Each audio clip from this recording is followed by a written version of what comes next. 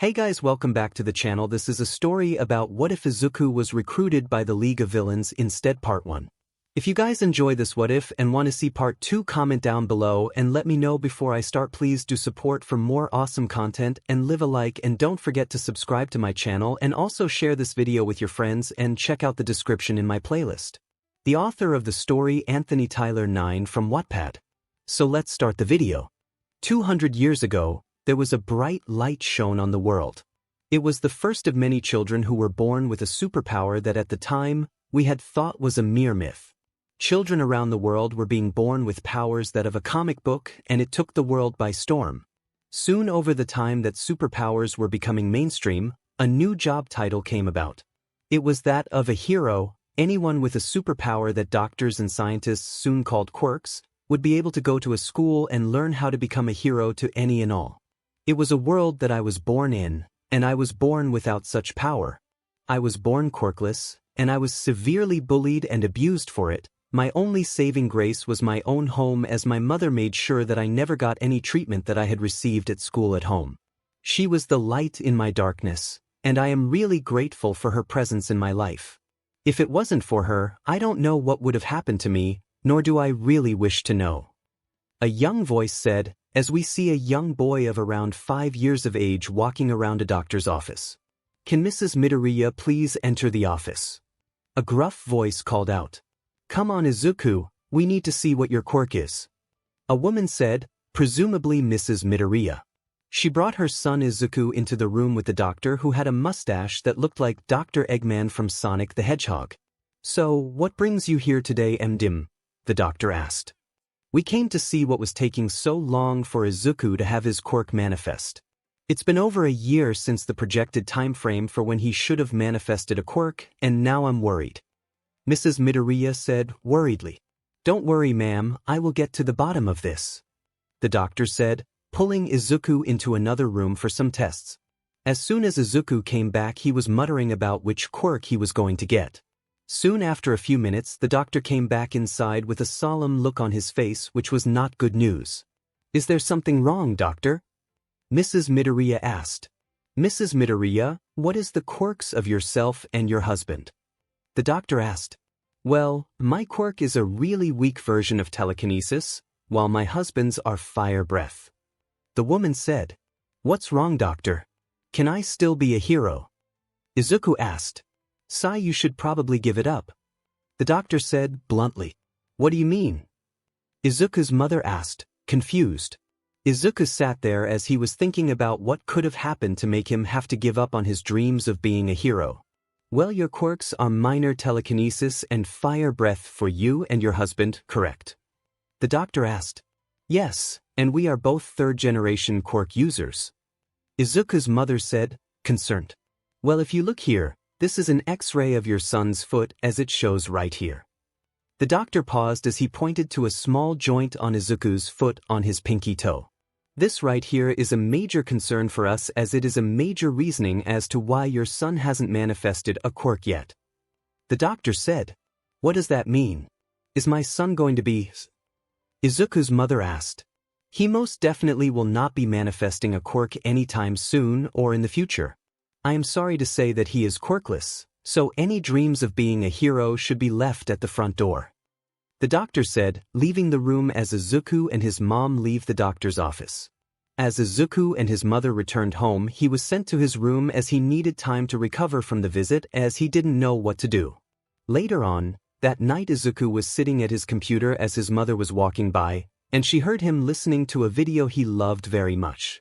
She entered the room only to hear what Izuku was watching from the computer, breaking her heart as she saw the screen. "Oh, look at that.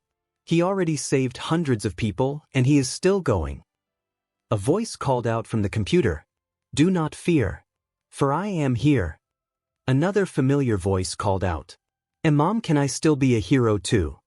Izuku asked, tears streaming down from his eyes. "Izuku, you are already my hero. But I can't tell you that," Izuku's mother called out, crying and holding on to him. The only thing Izuku heard was the fact that his mother was apologizing for not being capable of giving him a quirk. "That wasn't what I wanted to hear from you, Mom. You didn't answer my question that day, And I still don't know what it meant for your answer. A much older Izuku thought to himself as he ran to school. He was wearing a black 𝗓𝗏 that was in a long-sleeve shirt over his chest as well as long-sleeved pants. He had some glasses on his face as he had lost some eyesight over the years. He was focusing on a gadget he was in the process of making. He loved to tinker with new things as he found out his love of inventing as well as repairing. He found out about this love one day when he found a broken computer frame on a beach one day and studied harshly to understand what to do to fix it. As it turned out, he had a genius-level intellect in terms of inventing items as well as repairing stuff. He even repaired some items in his own home to make them a lot better for use, and his mother loved him for it. He even turned the kitchen upside down in order to fix the entire electronic devices in there, as he fixed the fridge, dishwasher, as well as the sink, stove, as well as the lights in the house, making sure that they used the required amount of electricity in order to save up on money. He wasn't the richest kid in school. In fact, he was very poor since his father had stopped sending child support to his mother over the years. It was mainly because of the fact his father didn't recognize him as his son. It broke his heart to hear that his mother and father split up from one another, as he was now fatherless, as his mother was now a widow. But that was a story for another day. He was making his way across the city when he heard a commotion as people were watching a man with a shark head fighting a wooden man with a costume on. Oh my god. It's Kamui Woods, the newest hero. I wonder if he will use his super move on the villain. Izuku gushed. He was a fan of heroes. The fight continued until Kamui made the comment about the man's crimes and stating him as the incarnation of evil, but Izuku felt a little off about that comment. Not that he felt the need to sympathize with villains, but stating a low-time thug was pure evil was a bit much. As he made notes on Kamui Woods, said hero was using his super move lacquered chain prison. But moments before he could get the move off, another voice called out, falling from the sky, as it was feminine in nature. Cannon Canyon. The heroine called as she kicked the thug in the face, knocking him out. Hello there. My name is 𝗵𝗲𝗧𝗏. Nice to make your acquaintance. The lady said, showing her butt to the reporters. But shot. But shot. But shot. The reporters called out, taking pictures of the new heroine. Wow. 𝗵𝗲𝗧𝗏's quirk seems to be gigantification. I wonder what else she can do with her quirk. Can she only increase the size of her arms, legs, or other portions of her body? Mutter, mutter, mutter. Izuku went into a muttering spree when a man with a star on top of his head looked over at him. Hey, you really like heroes, huh? Well, I say, are you going to be a hero? The man asked Izuku, snapping him out of his mutter spree. Oh yeah, it's the job I wish to have in the future. Izuku said, holding his notebook close. Well, I say, shoot for the stars. I will be rooting for you when you enter the man said with enthusiasm. Thank you very much. Izuku said, smiling. He then noticed the time as he ran off to get to school. Izuku entered his classroom as he went to sit down at his desk, only to find some not very nice writing on it. He also noticed some red flowers there as he sighed in his desk. The people here still wished that upon him. He focused on his lesson as he placed each and every flower in his backpack as he pulled out his homework. The day continued on until their teacher for their last period of class came in with some papers that caused Izuku to immediately tense. Good afternoon, class. I am here to tell you about your career aptitude papers that are needed to make sure you know which high school you wish to go to, the teacher said, smirking.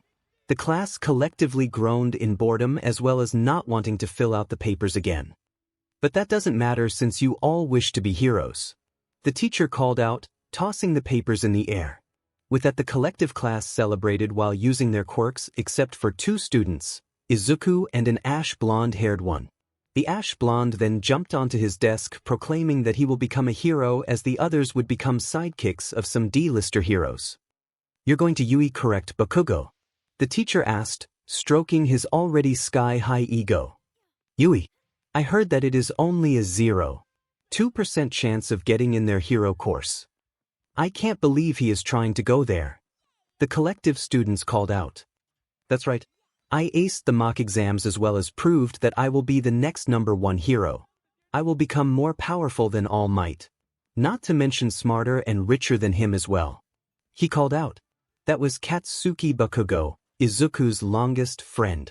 Not only that, but his biggest abuser, as well as the main reason he has to wear glasses for the rest of his life. I guess 𝗧𝗵𝗲 wishes to go to Yui as well. The teacher droned, smugly smirking. What? He's trying to go there. He's quirkless. He won't even be let inside. He will just die in the entrance exams. Were what all of the students in the room were talking about until Deku, the ash blonde, called out furiously. Gah! Izuku screeched as he fell to the floor. What the hell do you trying to get on the same playing field as me? Bakugo called out. And no. I only wish T to become a hero as well. And not get in your way. Izuku stuttered out. Not only are you quirkless, but you also can't even fight. How do you plan on being a hero? Why I won't even accept a quirkless F like you anyway. Bakugo yelled. Teach they G got rid of T that rule. Izuku tried to reason, only to get an explosion to the gut, sending him to the wall behind him. The other students watched on, leering at him, as well as some silently thanking the Lord above that it was Izuku incurring the wrath of the blonde. Bakugo finished that up after class. The teacher said, getting on with the lesson as both students sit down in their seats. Bakugo was staring daggers in Izuku from his position as Izuku was tentatively listening to the lesson. Soon the end of the day was here as Izuku collected his items and placed them in his backpack, and as he got up to leave, Bakugo came up to him taking his notebook from him. We're not done here, Deku. Bakugo said. Please give that back, Kaken. Izuku pleaded, reaching for the notebook as he tossed it to his lackeys. Hey, look at this. Hero analysis for the future. He still thinks he can be a hero. Long Fingers said. So, you're planning on being a hero, huh, Deku? Bakugo said, staring daggers into Izuku's eyes, making him tremble. You know there are many stories about how heroes become great. Mine will be that nobody from this worthless school will be in my way to become a hero. That means you too, Deku. So, word to the wise, don't go to you. Bakugo said, as he grabbed Izuku's notebook and blew it up and tossing it out the window into a koi pond. Come on. Izuku mumbled. You know there is a way for you to get a quirk. Bakugo said, staring at Izuku's trembling form as he stared at him with hopeful eyes. Just pray that in the next life you get a quirk and jump off the roof. Bakugo said, laughing. Izuku stared at him in shock before a small hint of anger showed on his face. What are you gonna say? Bakugo called out angrily. Izuku shrunk in on himself because of the popping of Bakugo's quirk. Izuku was walking towards the koi pond when he found his notebook being softly chewed on by the fish.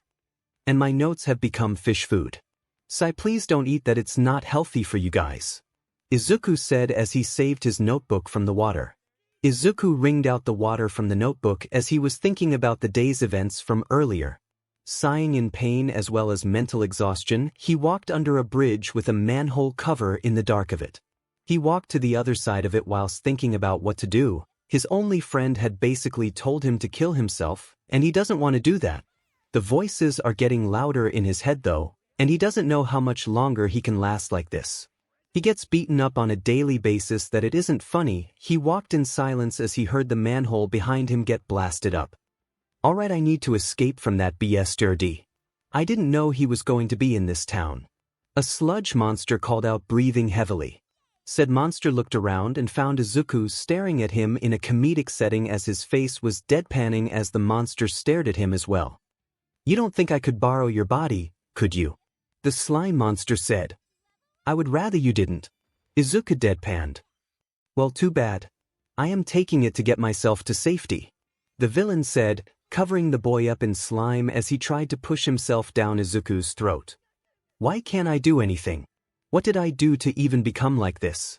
What did I do to earn the ire of my peers? Were all what Izuku was thinking in this moment.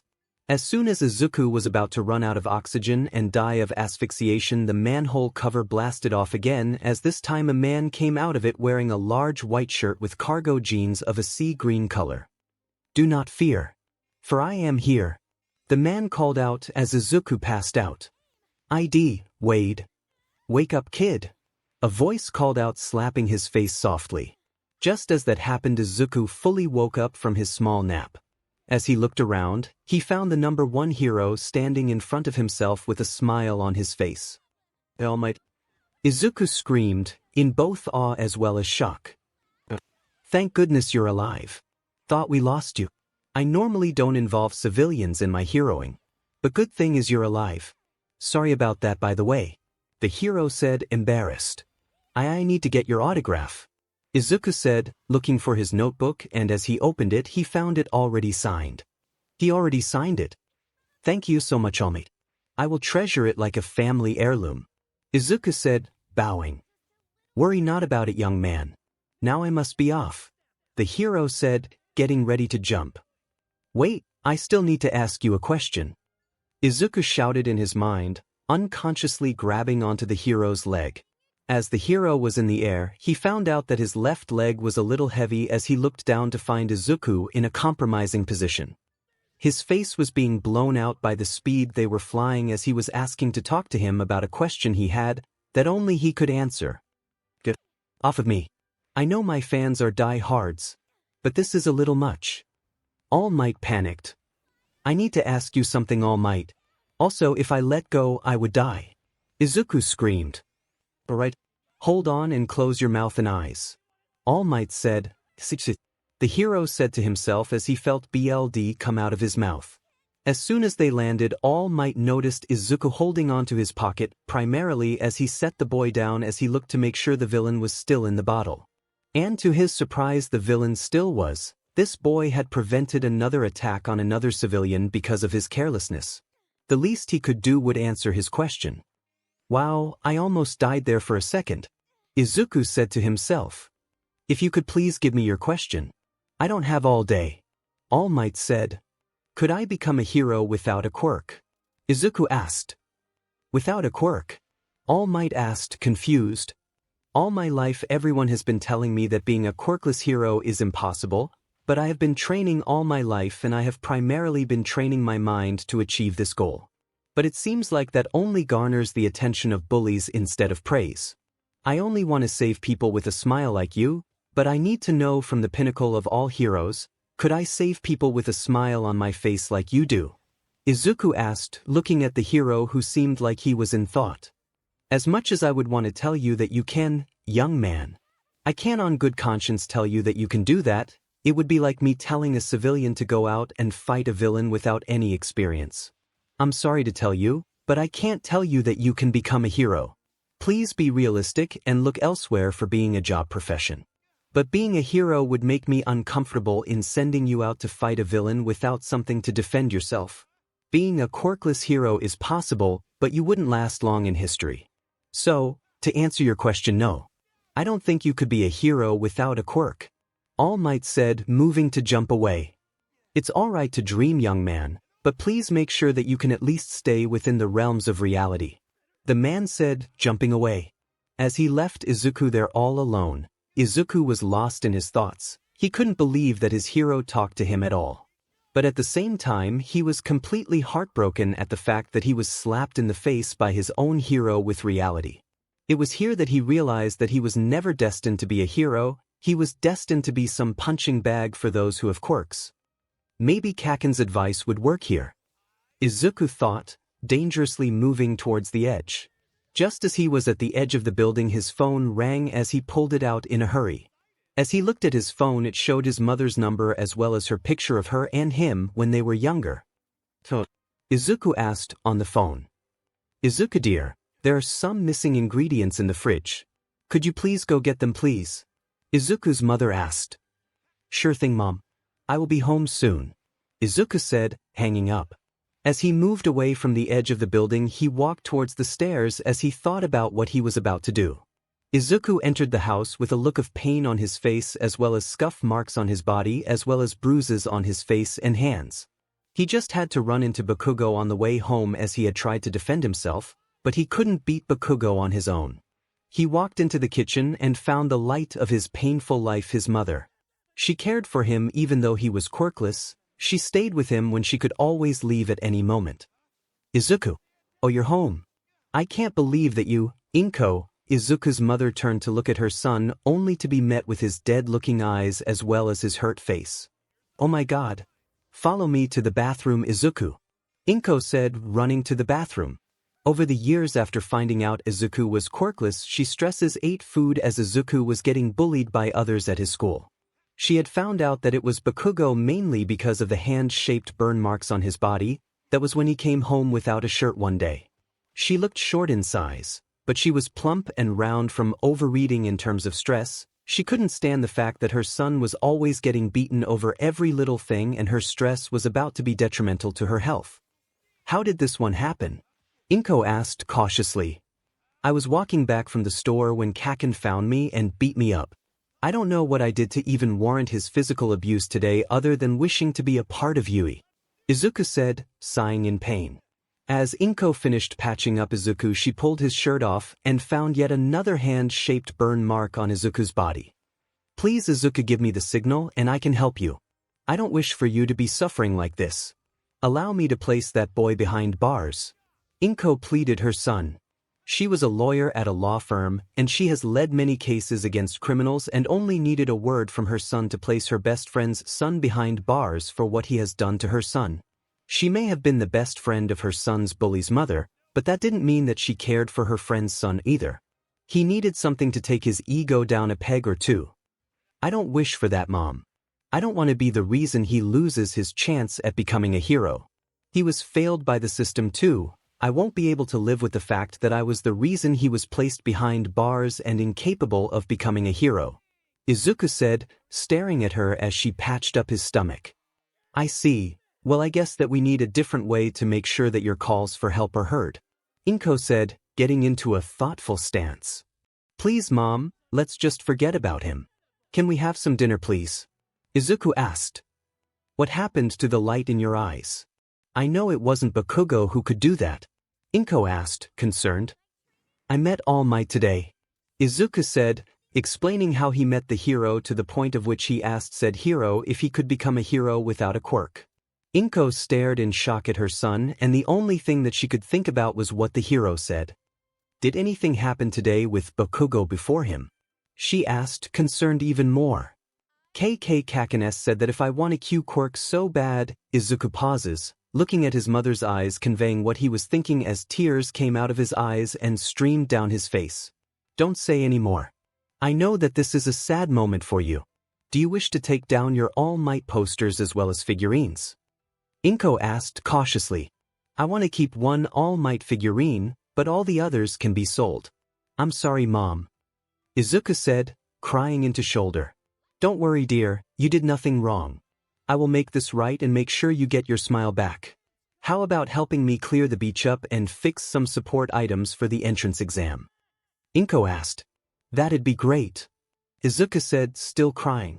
Izuku entered the school of his dreams as he walked through the gates with some gadgets in a small box that he made from the beach. It had taken 10 long months in order to clean up the whole beach with his mother, but it was worth it as he was able to make schematics in order to make some gadgets in order to help the heroes. Some ranged from foam bombs that hardened around a criminal villain to prevent their escape, others were electric nets. And his most favorite one was his electrical scarf that he made for Eraserhead to use, as he knew that the man needed all the help he could since his quirk erased others for a short time. Only for as long as he kept his eyes open, as well as making sure that his eyes were well watered as well. The longer he could keep his eyes open, the better use he could get out of his quirk. As Izuku entered the building, he found himself inside the campus of the most prestigious academy in Japan. 𝐻𝐢𝐽 Academy. The best hero school in Japan. This is where I show off my gadgets and make my place in here known to the world, Izuku said, as he entered the schoolyard and moved towards the main building. Walking around the corridors, he found himself getting a little lost when someone walked up to him. "Hello there. How can I help you today, little listener?" A cheerful voice called out. "PP present, Mike." Izuku called out, surprised. "That's me, little listener. So, do you need any help?" the man asked. He was wearing a black leather jacket as well as a beatbox on his neck that amplified his quirk to the best it could handle.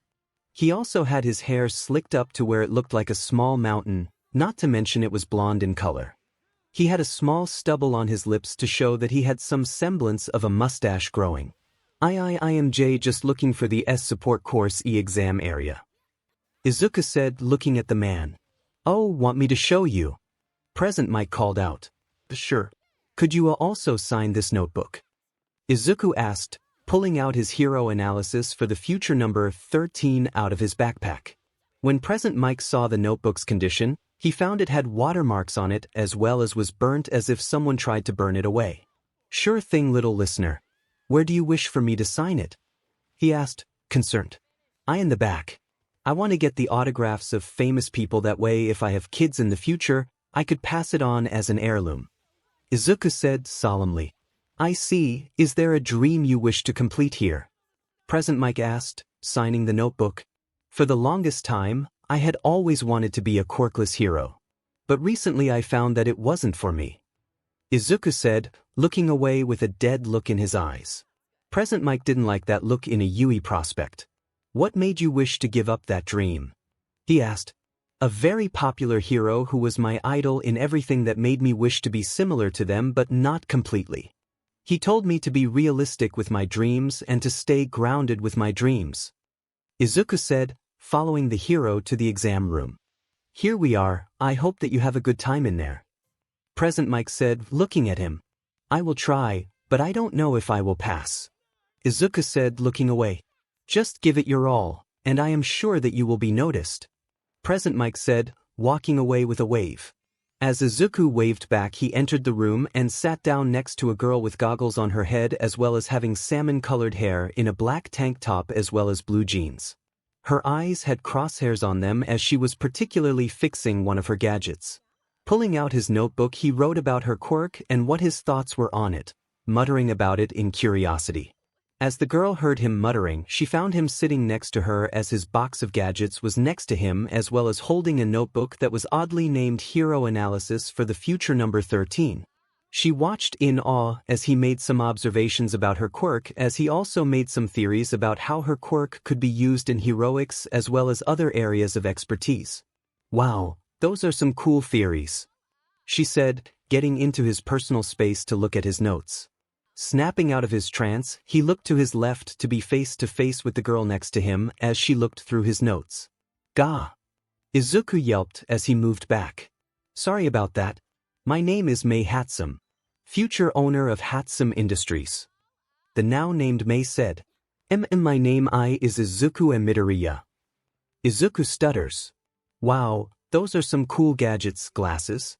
What are they for? She asked, curious.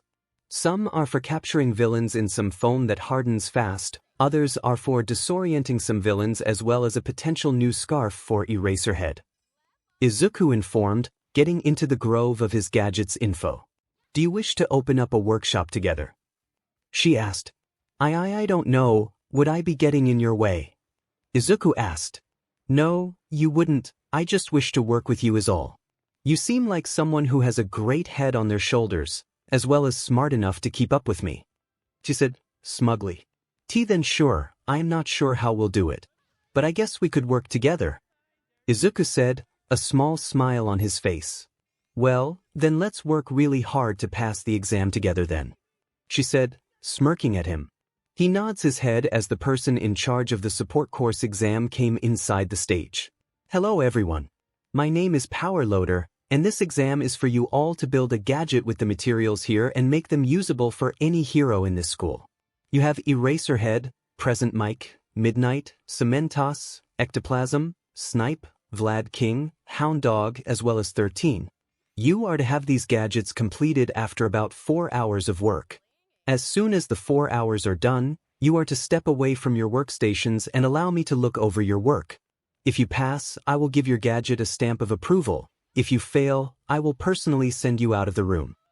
𝗵𝗃 said, staring at them all with a scrutinizing gaze. I already know who I am making some gear for. Izuku mumbled as he pulled out the scarf he made for Eraserhead. He stared at it as he wished to make 2 items for him.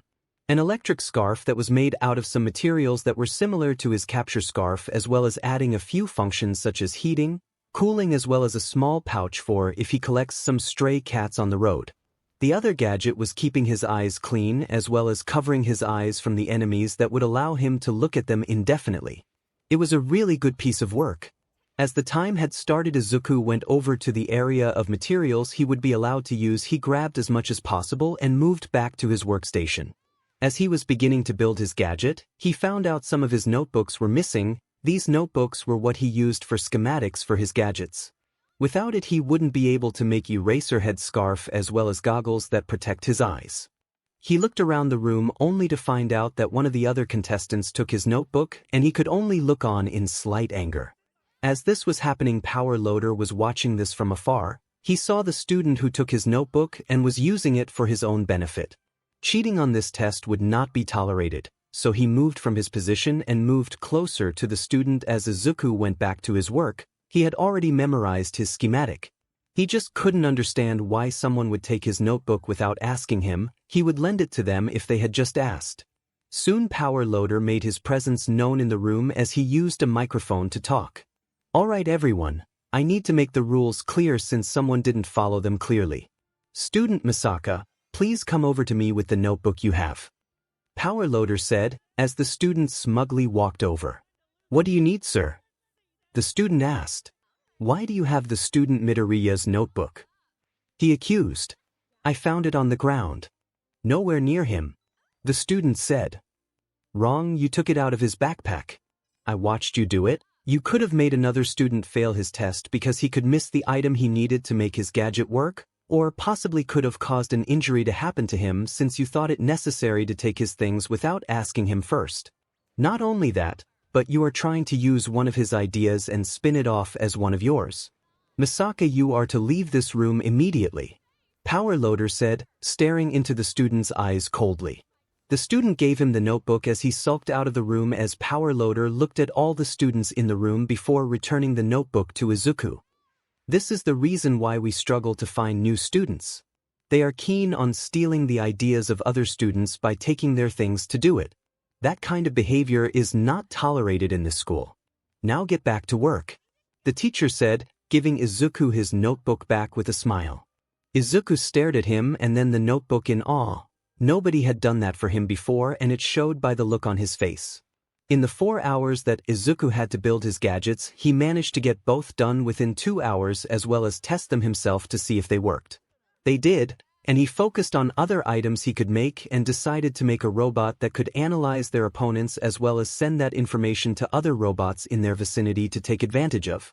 He wanted to make sure that Bakugo's chance of getting in would be hard as well as difficult. As soon as he finished the robot, he noticed that time was almost up. So, he moved away from his area as he sat down on his chair as he looked at his creations. A scarf that had a small pocket for animal strays 𝗧𝗧𝗪𝗧 could place in order to get them to safety, a set of goggles similar to the ones he uses now, and they assist his quirk in every way possible. And finally, a small robot that could be used for recon in order to find out how students use their quirks and force them to use them in more complex ways. "Alright everyone, stop what you're doing and move away from your workstations," Power Loader said. As he went over many students' gadgets, he finally reached Izuku's as he looked at the scarf as well as goggles and finally the little robot. "Could you tell me about what you made?" Power Loader asked. "I made a scarf for 𝗧𝗪𝗧𝗪. It has an electrical function that can disorient his opponents as well as a small pocket for when he finds a stray cat on the road. They had a small area to lay down in. Not to mention there is a cooling and heating pad inside the scarf all over it so he can stay cool and warm in different weather cycles.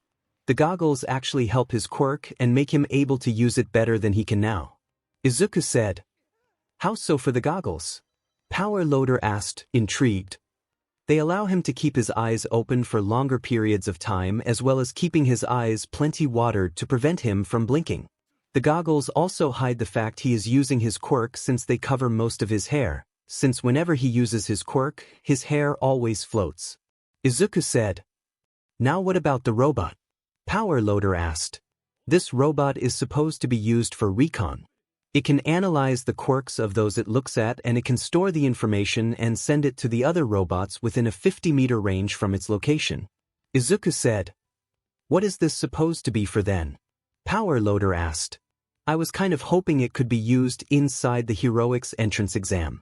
It would make the robots there be more capable of learning how to fight their opponents. Izuku also withheld the info that it would only target Bakugo Katsuki. I can see that it can be used in that way, but is it supposed to specifically counter someone in particular? Power Loader asked. He had heard from Present Mike that the kid in front of him wanted to be a quirkless hero, but something happened to make him stop having that dream entirely. It was supposed to watch after one specific person. He has a hard time finding some kind of challenge, so I made this so he could get the challenge he wanted. Izuku said, not naming the person. Can I get the name of said person?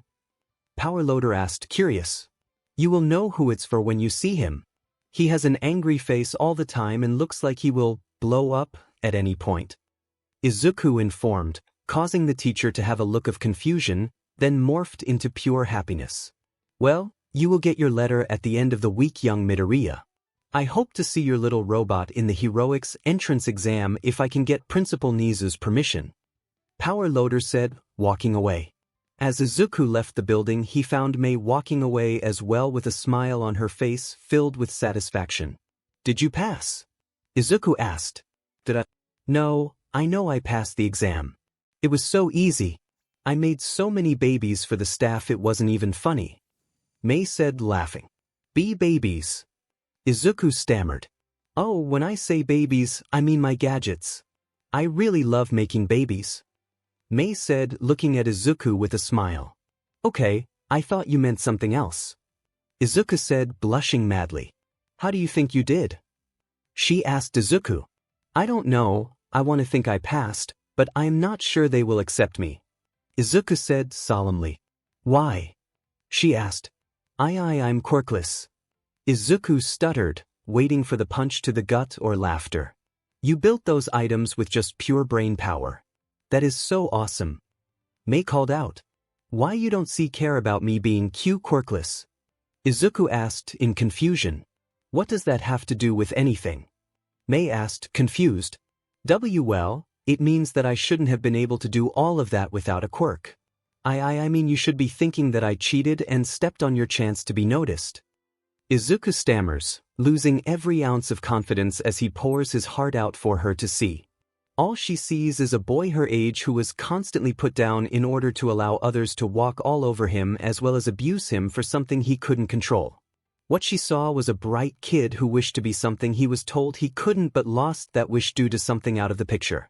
I don't know if you know this, but you really shouldn't care what others think about how you do something. If you did it and got the correct answer, then you didn't cheat as long as you showed your work. Mei said, looking at him with worry.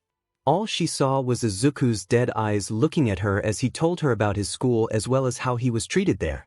He even told her about how no matter how many times he does a problem and even showed the teacher how he got said answer they kept thinking he was cheating. Saying that a quirkless person shouldn't even be that smart as they weren't even human. It was right there that she realized that Izuku was really asking for help in his own way. It was him leaning on someone and pleading for help. It was so obvious. How did they not notice this? How did the heroes not notice this? Hey, have you ever told anyone else about this? Mei asked. I tried over and over and over and over again. But nobody believed me. It's been me and my mom against everyone, and even then she gets mocked by everyone because of me. I sometimes wonder what would happen if she had left me in an orphanage as a kid. Izuku said, dejectedly. How is your mother raising you? Mei asked, concerned. She raised me to be kind to others no matter who they are. She raised me to be the kindest person you could ever meet. She is the light in my day, even on my darkest ones. She is the only one who is on my side, no matter what happens. There isn't anything we can do. No matter how hard we try, they all just ignore us. Izuku said, crying now. He really needed help and fast. From what she was seeing, Izuku was reaching his wit's end and couldn't hold on any longer than this. Hold on, I will meet you tomorrow, okay? Mei asked. What tea time? Izuku sniffled. Around 10 a.m., meet me at the park near your home, alright? Mei asked. My home is near Mizudafu Municipal Beach Park. Meet me there. Izuku said, wiping the tears from his eyes. Receiving a nod from Mei, Izuku walked home alone as Mei walked into her home. keen on making sure that she creates something to show the world that there is something wrong with his life and he needs to be helped. The next day, Izuku was waiting for Mei at the park at 10 a.m. He was really looking forward to hanging out with her as she was similar to him in his love of inventing. But before she showed up, Bakugo did, and he didn't even look happy. "Hey Deku, what the hell are you doing here? This is my zone, back off," he said, snarling. "I'm just meeting a friend. She is really nice, and we will leave as soon as she gets here," Izuku said, looking at him in the eye. What happened next was a no-brainer. Bakugo attacked him with explosive punches as well as kicked him in the gut many times, making him lose the breakfast he had that morning. He left Izuku there in a heap of bruises as well as burns in shapes of starbursts, and Izuku had a prominent burn mark on the back of his neck. Mei showed up not too long later as she saw him sitting on a bench tending to his wounds. She ran over to him to make sure he was all right, and seeing the burn marks and bruises, she was feeling guilty. "Don't look that way. Always smile. Those that smile is the strongest," Izuku said, smiling at her. "Do you believe your own words though?" she asked, concerned. "I do. I live by them every day. Never has there been a moment where I haven't smiled. I don't fall into anger because there is no reason to. In order to be happy you need to smile," Izuku said, looking at her. They spent some of that afternoon talking about heroes as well as support items that they could use. Izuku even showed her his schematics in order to make some babies together. He even allowed her into his home, which didn't look too great.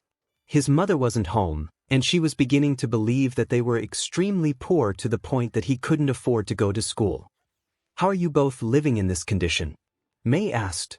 "My mom tries her hardest to live here, but our landlord keeps increasing the price of our rent.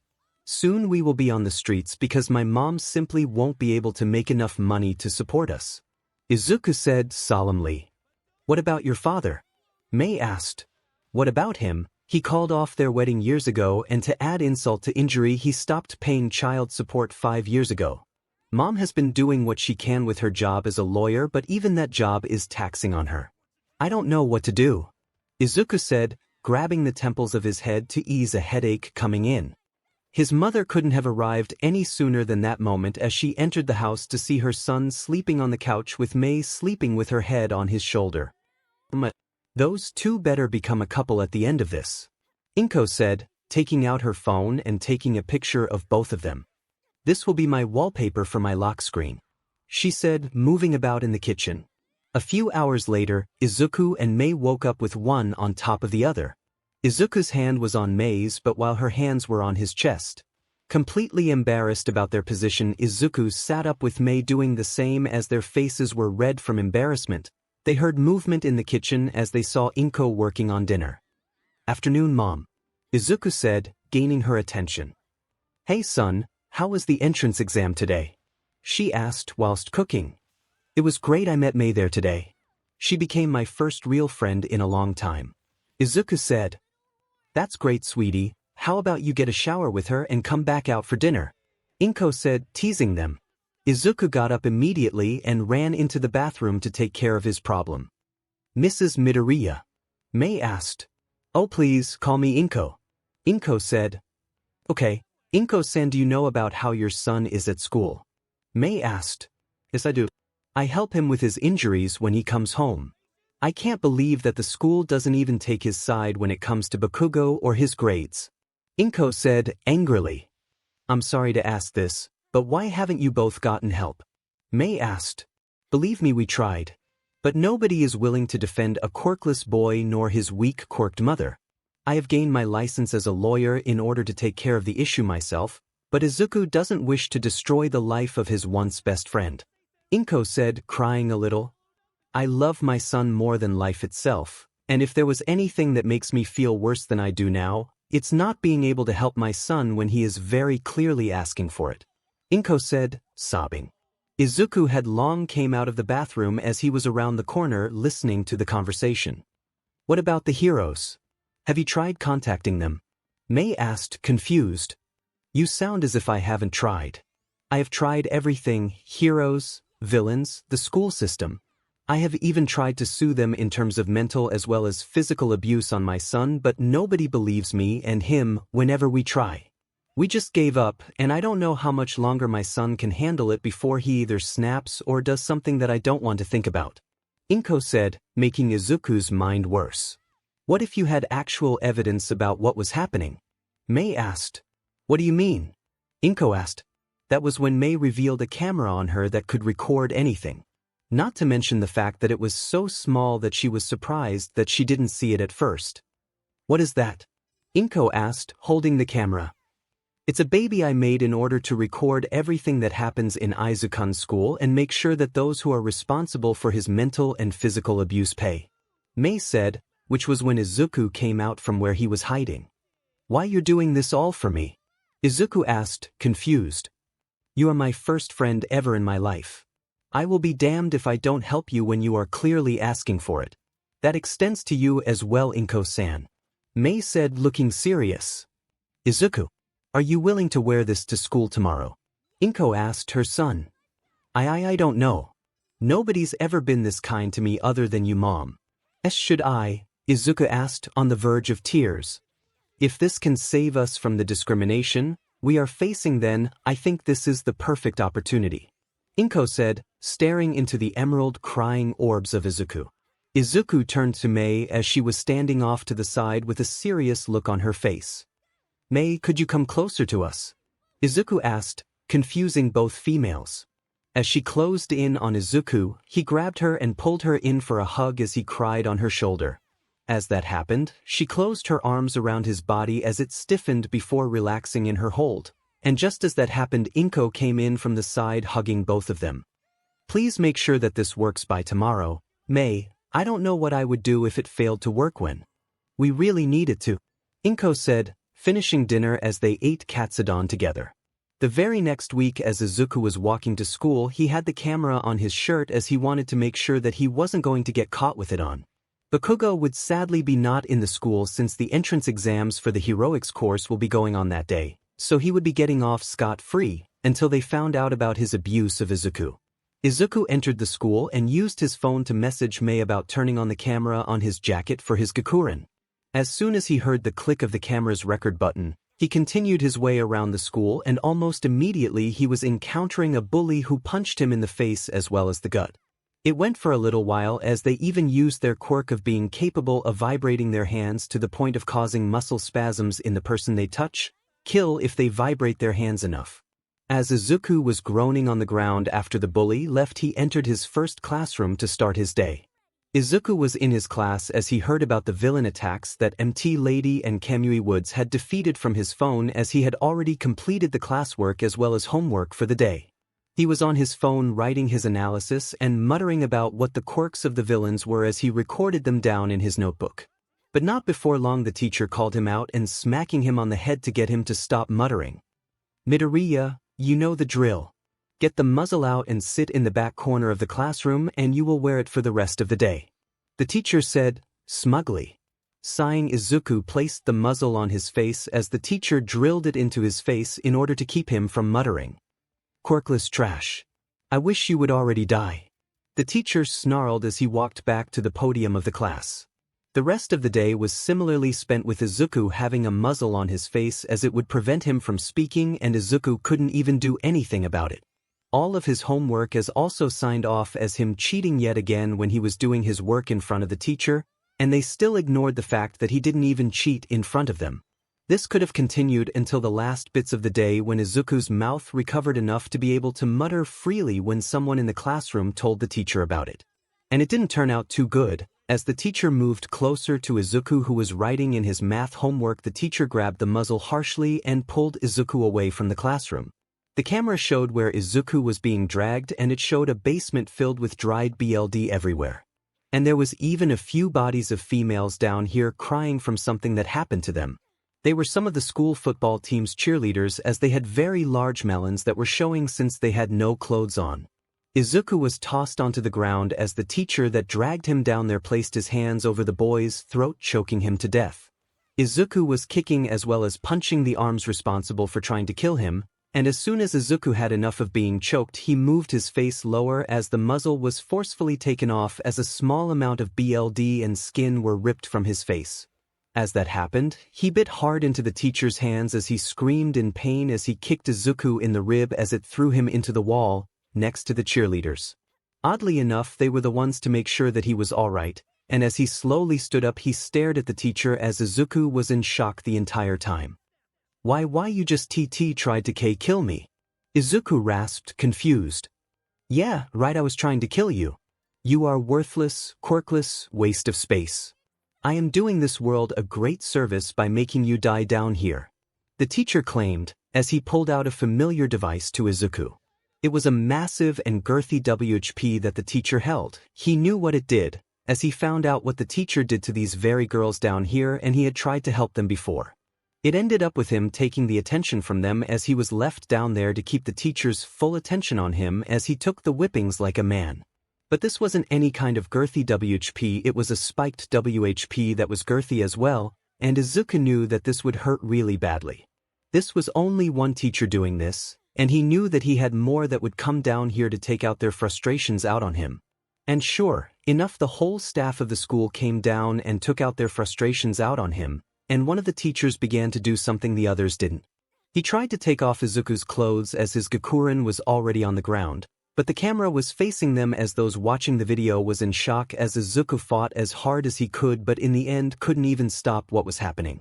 After Izuku was left alone, his body twitched as he trembled in getting his clothes back on as he moved out of the basement of the school. His Gakuren was sloppily placed on him as he stumbled out of the school with a dead look in his eyes. No matter how he screamed out for help, no matter how much he begged for the teacher to stop, he just continued until Izuku couldn't even move for a small while. Izuku wouldn't ever wish what had happened to him on anyone else, even the worst villains out there, not even the hero killer himself. As he made his way near his home, he found Bakugo right there as he was blocking Izuku's way home. Great.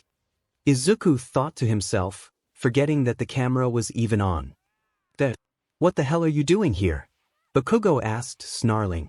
But his snarl was stopped when he noticed Izuku's dead look in his eyes, as well as the bruises on his neck. What the hell happened to you, Deku? Bakugo asked, slightly concerned. It doesn't concern you, Kaken. Can I please just go home? Izuku asked, pleading. Well, I guess I can, but you need your daily beating by yours truly, Bakugo said, launching at Izuku. Izuku got up off the ground as he nursed his new bruises as well as burns on his lower abdomen. Nice, now Kaken's not even giving me a break. Can I please just get a break? Izuku asked, crying. He was truly at his wit's end as he couldn't handle it anymore as the day's events settled in as he threw up what he had for lunch that day. As Izuku entered his home, he found Mei and Inko standing there watching a video on the laptop, and he realized that the camera was on all day and they saw what happened. As soon as the mother and close friend of the broccoli boy heard the door open, they looked over and found Izuku there, steam coming from his Gakuren as well as a dead look in his eyes. As Izuku stumbled near them both, they caught him as he was feeling a little faint from the day's events. PP, please make sure they don't get away, Izuku said, crying profusely. Mei and his mother had hugged him right then and there as he wailed about the worst of the worst things he had endured all in that one day that he went to school, and Inko plus Mei were getting more and more infuriated as he went on. What he was talking about was similar to how the slaves were being treated in America during the 1830s. What was worse was what the last teacher did to Izuku. Raping a young boy before he could even get into high school was not okay. And Izuku clinged onto them in fear of authority figures of the male gender as he couldn't trust being alone with another male teacher. Hell, he would rather take Midnight teasing him until the heat of the universe and he would still like her. Izuku went to sleep that night with Mei sleeping next to him as Inko didn't think that Izuku would be able to sleep without someone close to him. And with the information she got from Izuku's camera on his Gakuren, she knew just what to do, as she called someone from the 𝗵𝗲 Police Department. Hello, this is 𝗵𝗲 Police Department. How can I help you today? A male voice called out. Hello, my name is Inko Midoriya, and I would like to report abuse at Aldra Junior High. Inko said on the phone. Abuse? At Aldra Junior High too? Okay, so who do you wish to be on this case? Do you have evidence we could use? The officer asked on the other side of the phone. If you could please get Detective Tsukachi on the case, please. Also, could you please send him to my address to get the evidence? It is all on a small camera. 𝗏𝐭 said, why didn't you ask the police before? The officer asked, curious. Nobody would listen as soon as they found out the status of my son's status with a quirk. 𝗏𝐭 said, nearly in tears as she watched the video again. What is his quirk status anyway? This is just for the case 𝗵𝗲, the officer asked. Will you actually help us if I tell you? 𝗏𝐭 asked. I promise on my life as an officer of the law. 𝗧𝗵𝗲. The officer said, my son's name is 𝗧𝗵𝗲, and he is quirkless. 𝗏𝐭 said, she heard sighing on the other side of the phone. Don't worry, ma'am, I will send over 𝗧𝗏𝗁 immediately. Give him the evidence and we will conduct an investigation immediately. The officer said, angrily, are you actually going to help us? 𝗏𝐭 asked, truly concerned. Don't worry, ma'am, I will make sure that your family gets help. Anything else? The officer asked. My landlord is treating me the same way. He keeps increasing my rent as well as utilities because of my son's quirkless status. 𝗏𝐭 said, crying now. Don't worry about that. 𝗧𝗏𝗁 will take care of it as he is on his way over to your apartment. Please hang on a little longer. Everything will be all right, for the police are here. 𝗓𝗍. The officer said, trying to get a laugh out of 𝗏𝐭. Thank you. Could I get your name? 𝗏𝐭 asked. My name is Officer Sansa. 𝗓𝗍. I hope you have a good evening. The officer said, getting a good evening from 𝗏𝗏 before hanging up. 𝗏𝗏 sat down in her chair as she sighed in relief. They were actually going to get help. They just needed to last a little bit longer and they would be free from the discrimination of the people around them. It wasn't until the next morning that 𝗏𝗏 got a knock on her door as a man in a trench coat stood at the door with a fedora. He also had dark-colored hair with brown eyes, as he was seemingly tired from probably staying awake all night. Is this the 𝗵𝗲 residence? The man asked. Why, yes. My name is 𝗏𝗏. Are you Detective 𝗧𝗏𝗁? 𝗏𝗏 asked, after introducing herself.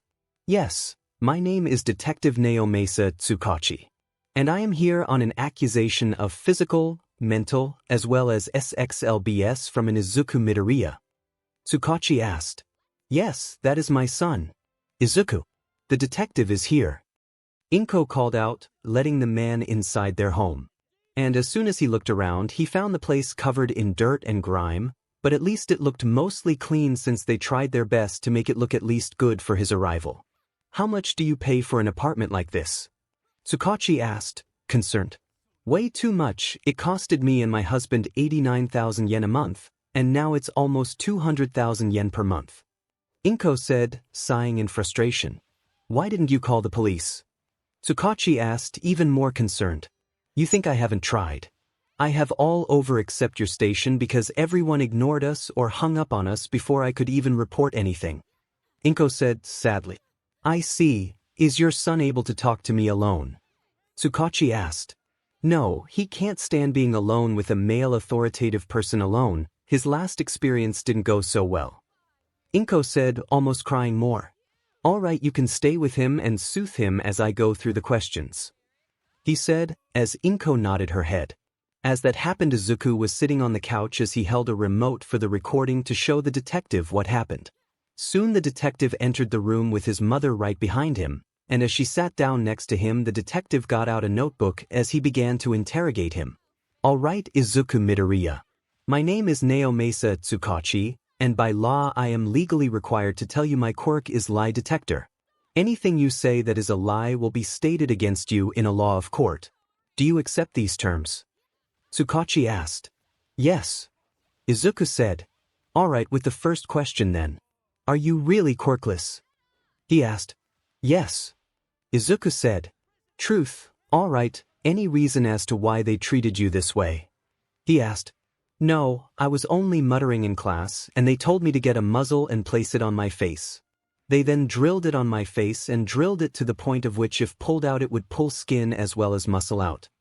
Izuku said, sadly looking away. Truth. All right, the next question is how is your school life? He asked. My school life is a total disaster. Everyone in the school except for the cheerleader squad as well as the football team bullies me on a regular basis, sometimes in the early morning and sometimes at the afternoon. I am sometimes caught by them on my way home, even the teachers are in on it. Izuku said. Truth, okay, that was the second to last question. Now for the final question. From what I heard about from your mother, have you tried to contact adults, heroes, as well as local police to try and get help? He asked. If this ring true, he would have a case on his hands. I tried everyone. The passers-by on the street, local heroes, even some patrolling officers. They all ignored me or threatened me with death if I continued to lie to them. I was ignored and left to the wolves. She was right in saying that we tried everyone but your law firm. Izuku said. Truth, okay, that's all Izuku. I would like to see this evidence that you collected so I can use it to take down the school once and for all. The detective said. You can watch it here. Izuku said, turning on the television as he walked into his room. The detective looked at 𝐒𝐭𝐲 as she gave him a look that pleaded that he stay there to see it before he watched it at the station. So he sat down and with a cup of coffee he watched the video that spanned over 6 hours of what would amount to torture of a minor for 6 hours in a school that was meant to be safe for all children. He spat his coffee out many times as he watched the video, and he finally had enough when he found the RP scene as he paused the video and turned it off as he moved to the bathroom as he vomited in the toilet as 𝗂𝐭𝐲 rubbed his back in guilt. How is your son even still alive and able to not commit seppuku? The detective yelled in anger as well as guilt. I don't know, but when he came home yesterday he had a dead look in his eyes. I hate to see him look like that. I stayed by his side as I made sure that he kept his kind nature as well as made sure that he doesn't commit that. I'm not even sure if there is an evil bone in his body. 𝗂𝐭𝐲 said, chuckling. Your son is one of the strongest kids I have ever met. If he is willing to become a hero, would completely vouch for him in the future. He said, immediately. Why, you're kind of late on that. He already gave up on that dream when the #1 hero told him that he couldn't. But he made sure that my son wasn't let off badly. He let him down easily, stating that he would feel unsurmountable guilt for sending him in quirkless to fight a villain who had strength or power hundreds of times stronger than him. 𝗂𝐭𝐲 said, looking at the shocked look on the detective, saving his potential ally from his wrath. This school will be placed in the depths of Tartarus or hell itself. The detective said, walking away from the home. He then found the landlord not too far away as he arrested him for discrimination against a minor as well as a mother. The man was livid, and he would be making sure that the school drowns in its own blood. And he has the videotape of what happened in the day up to the basement as he didn't leave without the evidence he needed. 𝗂𝐭𝐲 walked to her son's room only to find him sleeping with May as his body pillow, but the funny part was that said girl was currently trying to fix a small television that sat on his desk. I can't believe that he found himself a appealing girlfriend, not to mention the size of her rack. 𝗂𝐭𝐲 said to herself as she closed his door. The people who took the smile from her son yesterday would see the devil and would get sued out of continuing to live in the area if that was the last thing she could do. Izuku was walking with a pep in his step as his mental problems weren't messing with him today, not to mention that he hadn't had a nightmare again. He was walking to class with May next to him as they were talking about how they would increase the appeal of some of the heroes in the school, not to mention the hero students. Izuku over the time frame had heard that Eraserhead had tried out his invention and was really happy about it, and he took Izuku's analysis to heart and made his hair tied in a bun in order to prevent himself from being predicted by villains. Izuku had even gotten a much better looking body since he had been working with May over the weeks before the school year had started up again. He had some more muscle on his arms and legs as he was lifting heavy items more often, and he was putting more strength into his inventions. He even had a 4-pack of abs on his torso, and he was proud of it. He entered the classroom of 1H and sat down in his desk as he waited for Power Loader to enter the room and start the homeroom lesson.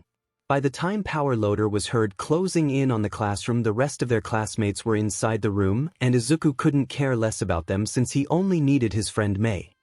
Good morning, class. My name is 𝗂𝐭𝐲, and I am your homeroom teacher for the next 3 years. Now this class is supposed to be homeroom, but since you are in the support class you will be taught all your other lessons from math to literature by me. Just so that you all can get to making your own inventions in a timely manner. Just remember, don't stay here after school as it would be taking points off of your final grade when you are graduating. Power Loader said, smirking at them. The class continued as per normal for the school as Izuku and Mei worked together on most of the class's assignments as they were already close to one another. It was all going great when everyone heard an explosion sound from outside and Power Loader noticed Izuku flinch really hard at that, and after the flinch he was scowling. Looks like the hero course is already making their presence known. I hope that you all are ready to be making their hero costumes for them. Power Loader said, looking at Izuku with worry. After the class was over, Higuri called Izuku over to have a small chat in order to find out why he flinched at the explosion. Why, yes, Power Loader sensei. Izuku asked, nervous. Don't think that you're in trouble, Midoriya. I just want to see if you're alright. You flinched really badly when you heard that explosion. Boom, Higuri said, before getting cut off from yet another explosion. As he heard another explosion, Higuri watched as Izuku flinched really badly again, and the teacher sighed. Are you deathly afraid of explosions, young Midoriya? Higuri asked, concerned. I'm not afraid of explosions, it's just that I have a bad history with them.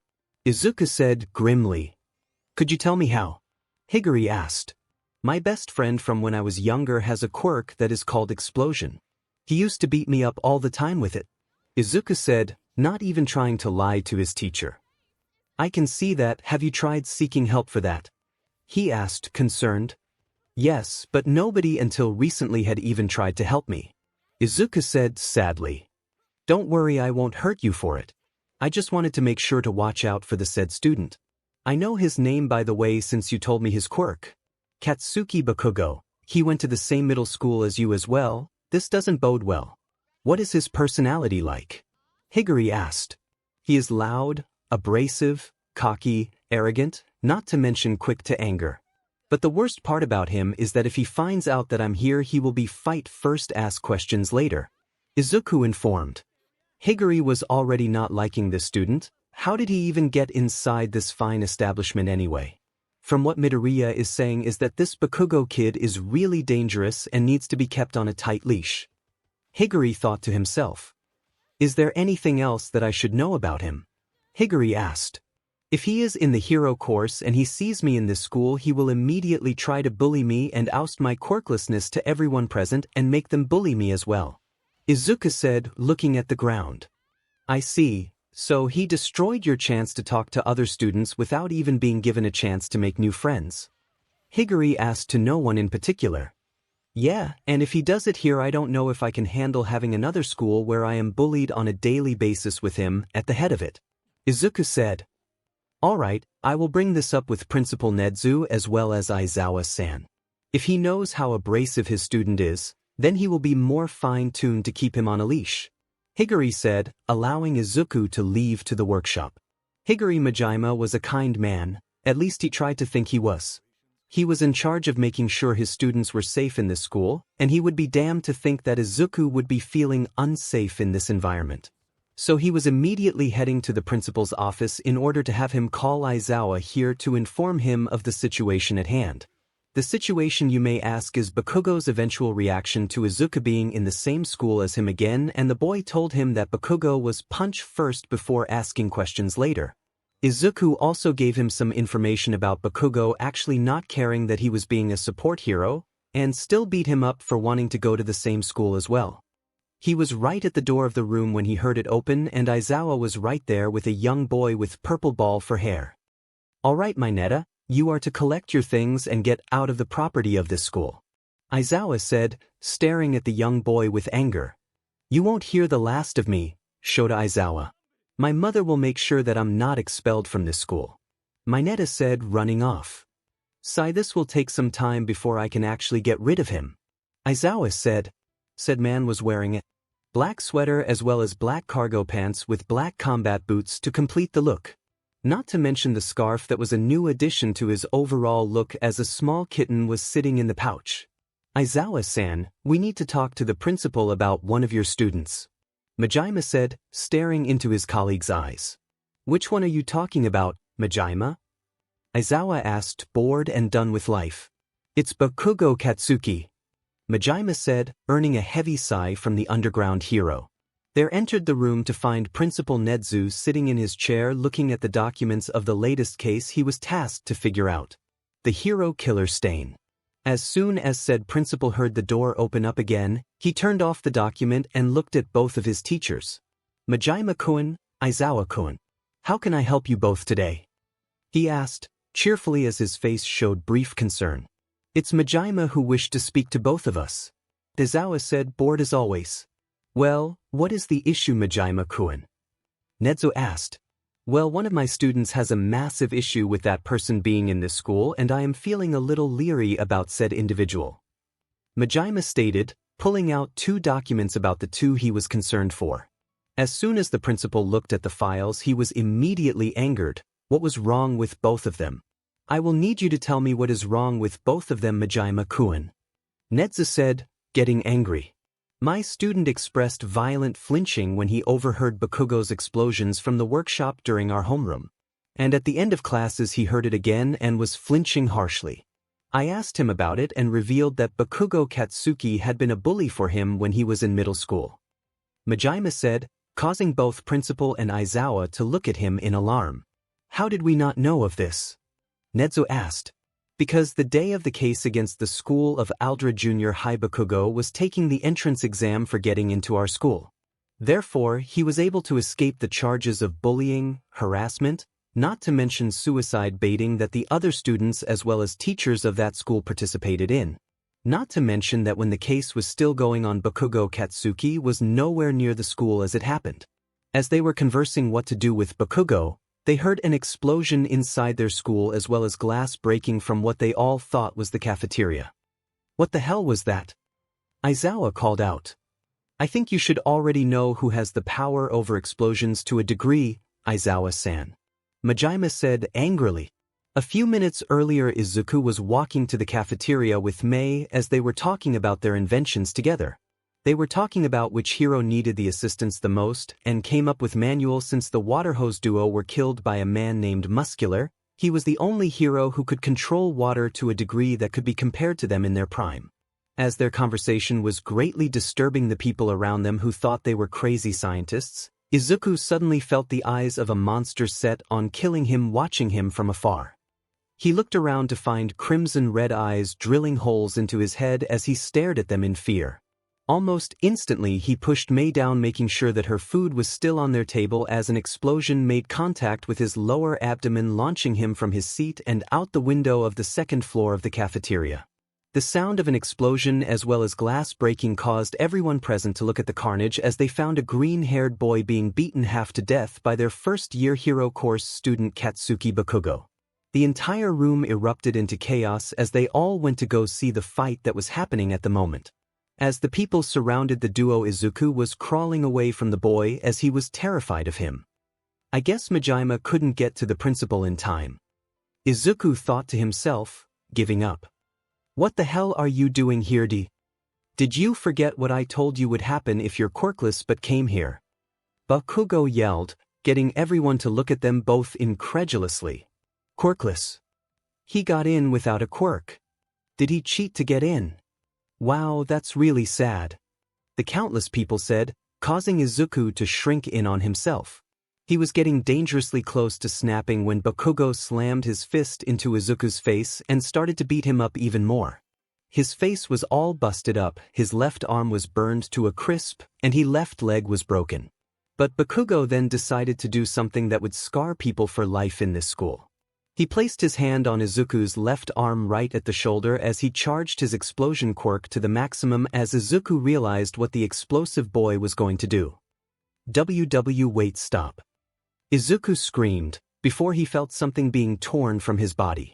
Mei had finally managed to get to where Izuku and Katsuki were and was horrified at what she saw him do. Izuku was staring in shock. The pain wasn't even registering to him at the moment before Mei ran over to him, shoving Katsuki out of the way, making the boy even more angry. Just when he was about to blow her up, Izuku jumped in the way of the blast, tanking the blow with his back. Boom! With how loud the explosion was, many teachers as well as All Might came out to see what the explosion was and found 𝗵𝗃𝗀𝗁 blasting someone up.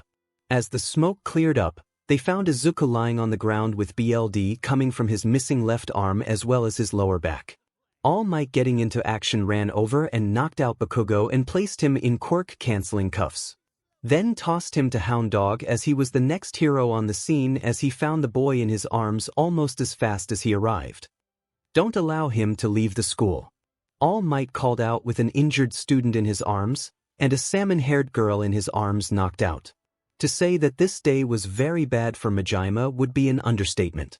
He had to call the mother of Izuku in order to tell her what had happened on their watch, and she wasn't just sad about it, she even called him out for not being there to stop it. Mrs. Midoriya, I know that you're emotional about your son being in intensive care, but please don't take it out on me. I was in the principal's office trying to inform him that something like this might happen. 𝗵𝗲𝗄 said, sighing. I knew that Bakugo should have been placed in prison already, and these further cements it. Inko said angrily. She had gotten there as soon as her son had been stated to be in the hospital, and she was furious about how it happened. How do you know about Izuku and Bakugo's interactions? 𝗵𝗲𝗄 asked, confused. I watched my son grow up with that bastard of a Bakugo. He made fun of my son for all their life and I couldn't do anything about it. Now my son told me to just let him go when he had the chance to make that boy pay for what he did. But now I regret not doing it behind his back. Inko said, just as another family arrived. Inko. I heard about what happened to Izuku. I'm so sorry about what Katsuki did. If you wish to stop seeing us, I understand. An ash blonde-haired woman said, going into a 𝗧𝗍𝗧 position. Mitsuki, I could never take our friendship and throw it away, but your son nearly killed mine. He needs to be punished for his actions. He has already done too much. Inko said, I know, and I will allow you to press charges on him. We are thinking of disowning him after this. Masaru said, shocking everyone present. Why aren't you defending your son? 𝗵𝗲𝗄 asked, concerned. He has always had an attitude, but we never knew that he was this bad to Izuku. He may have been failed by the system, but with his mindset of him attacking Izuku because he is quirkless, then he really needs to have his ego 𝗧𝗏𝗍 away from him as well as taking his chance of being a hero taken from him as well. Masaru explained. If there is anything that my son is, it's that he has too much pride. And he won't see that he did something wrong. And he will think that he is in the right, and I can't think of being his mother because I had failed in raising him correctly. Mitsuki said, sobbing as she held onto Izuku's right hand. Inko sat there as she remembered a memory of Izuku and Bakugo, as they were sitting on the couch watching All Might fight a villain in a movie. But All Might is so cool. I want to be just like him when I am older. 6-year-old Izuku called out smiling. You'll never be a hero without a quirk, Deku. You just get in the way. A younger Bakugo of the same age called out in anger, slapping him on the head. Inko was brought out of her memory when Izuku coughed some blood out of his body, causing alarm to all present. What happened? Izuku asked. Izuku. Inko yelled, hugging her son. Wait, where is Mei? Is she all right? Izuku asked in complete concern for the girl. She's fine, young man. She will make a full recovery. But you, on the other hand, no pun intended, are missing an arm as well as dealing with multiple fractures in your spine as well as a broken skull that was all just healed by Recovery Girl. You're lucky to be alive. 𝗵𝗲𝗄 said. 𝐒𝐭𝐚𝐲 tried to kill me. Izuku trembled as he was now fearful for his life. I'm sorry for not being able to stop it from happening before it happened, young Midoriya. 𝗵𝗲𝗄 said sadly. It's not why your fault, sensei. Why you just weren't fast enough. Izuku said, trying to make the man feel at least a little better. Kid, I'm supposed to be making you feel better, not the other way around. 𝗵𝗲𝗄 said, ruffling Izuku's hair. Well, who are supposed to save the heroes when they need saving? Izuku asked, looking into the eyes of everyone present. You are truly too innocent.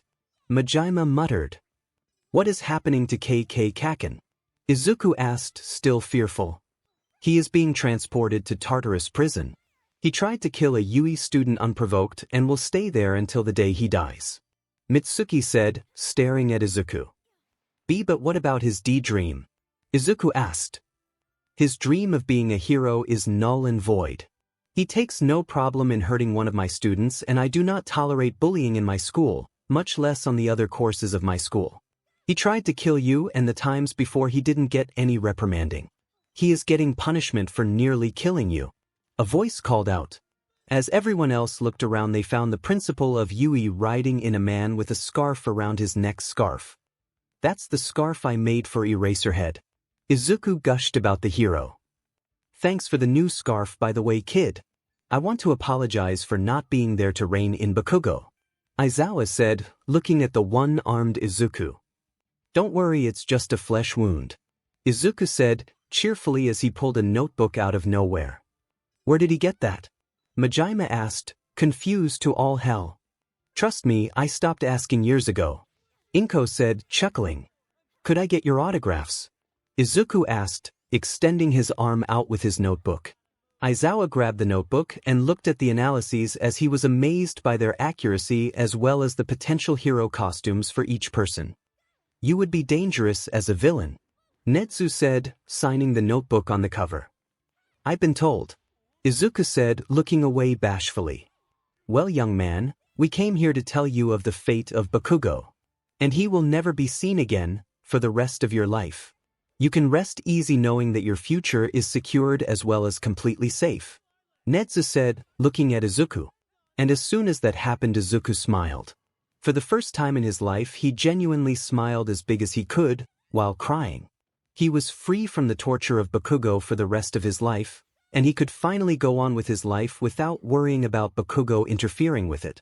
We find ourselves 5 years after Izuku and Mei entered the Academy of Heroes, and the world has been reduced to a bunch of small-time thugs and villains trying to get into the #1 villain spot since there was a power vacuum since both Shigaraki and All for One had been defeated by their respective opponents. We head over to a house within Mizudafu as we find an old woman walking around the house getting things prepared for breakfast. She had worried about her son during the whole war against the heroes and villains, as she had told him that this had been what she worried about. He had told her many times that since he was in the support course of the school that the only things he would be worrying about are potential explosions from gadgets gone wrong. 5 years had passed since then, and Inko Midoriya couldn't be any happier since her son had gone after his new dream of helping the heroes in becoming even more powerful to protect the populace. She heard a door open as she smiled happily as she watched her son walk into the kitchen and grab a cup of green tea. Morning, Izuku, Inko said, smiling at her son. Morning, mother. How did you sleep last night? Izuku said he had changed over the time he spent at UE Academy. He had gotten taller as well as more muscular around his upper body, and his legs became leaner, but you could still see the muscles on them. His face became a little sharper but kept the baby fat as his hair was still as messy as his father's. Not to mention the fact that he had a hickey on his neck as he was still waking up from the night he had. Both mother and son heard the shower turn on as Inko looked at her son expectantly as she smirked at him. So, when am I going to expect grandbabies? She asked teasingly. Probably once Mei starts showing, Izuku said, still not registering what he was saying. Oh, well then make sure to be there for them. You know how that turned out for you, Inko said, as Izuku nodded his head. It wasn't much longer before a woman with big melons appeared behind Izuku as she hugged him from behind. She had salmon-colored hair with a black tank top as well as black cargo pants, not to mention the crosshairs for eyes that were a golden amber in color. Morning, honey, she said as she sat down next to Izuku. Morning, Mei, how did you sleep last night? Izuku asked, taking another sip of tea. Great. I can't wait to start our company in the next few hours. I wonder how many babies I can make within the time frame of being in business at the start of our day, she said, eating some eggs that Inko made. Remember, we need to be there together for the grand opening today. We just managed to get our company built by the Urarakas within the weekend since Ochako had helped them with the building process, Izuku said, standing up.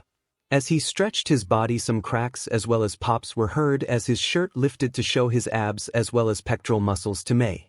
As that happened, Inko could only chuckle at Mei's expression as she had been looking at Izuku like he was a piece of meat. Careful, Mei, you'll drool at this rate, Inko said, causing the girl to become red in color as she shoved her food in her mouth. Izuku went to take a shower as Inko decided to have some girls talk with Mei. So I heard about what you and Izuku were doing last night, Inko said, smiling. What do you mean? Mei asked, confused. I heard that you and Izuku were trying to go for having a child last night. You both were talking about it last night and I couldn't help but wait until now to ask about it. 𝗏𝗏 said, well, we are trying to have a child, but Izuku is unsure if the child will be born quirkless like him or will have a mix of both my quirk or yours and your husband's. Mei said, looking down. He's worried about the child being quirkless. 𝗏𝗏 asked. Yeah, especially since he is quirkless, he will be getting a lot of flack for making gadgets and people claiming he stole the ideas from them. Many students at school during our high school days had reported him for that. He just had the same thought process as them but went about it a different way. Mei said, sighing. I see. Well, make sure you stay by his side since he will need you nearby because of the bullying in his middle school days. You are perfect for one another. Mei and I wouldn't have it any other way. 𝗏𝗏 said, as Izuku arrived at the door of the apartment. Let's head to work, Mei. We need to be there before opening time. Izuku said, getting his red high tops out. The duo gave their farewells to 𝗏𝗏 as they left out the door as 𝗏𝗏 was crying as they were grown up. Izuku and Mei entered the building next to the agency of 𝗵𝗡 and Sun Eater. They had bought this building since it was close to the #1 hero and his sidekick because it was the perfect spot to get customers and have the support of them as they could see the heroes in action. They looked at the building as there was a ribbon in front of the building as Izuku gave the honors of cutting it to Mei. This is the first step of becoming a CEO, Mei. You should be the one to cut the ribbon since you came up with the idea of working together. Izuku said, as Mei hugged him as she grabbed the large scissors. The grand opening of Midoriya and 𝗧𝗵𝗵 Industries is now here. She called out as people looked at her smiling face cutting the ribbon. They entered the building and saw that all their materials were ready to go and they immediately got to work. Izuku had been getting the supplies to make hovercraft vehicles since they couldn't be made without the proper materials and the government hadn't been able to get to it yet, so he decided to make them. As he was building, a hero entered the place as he saw Izuku working on some equipment and walked over to him.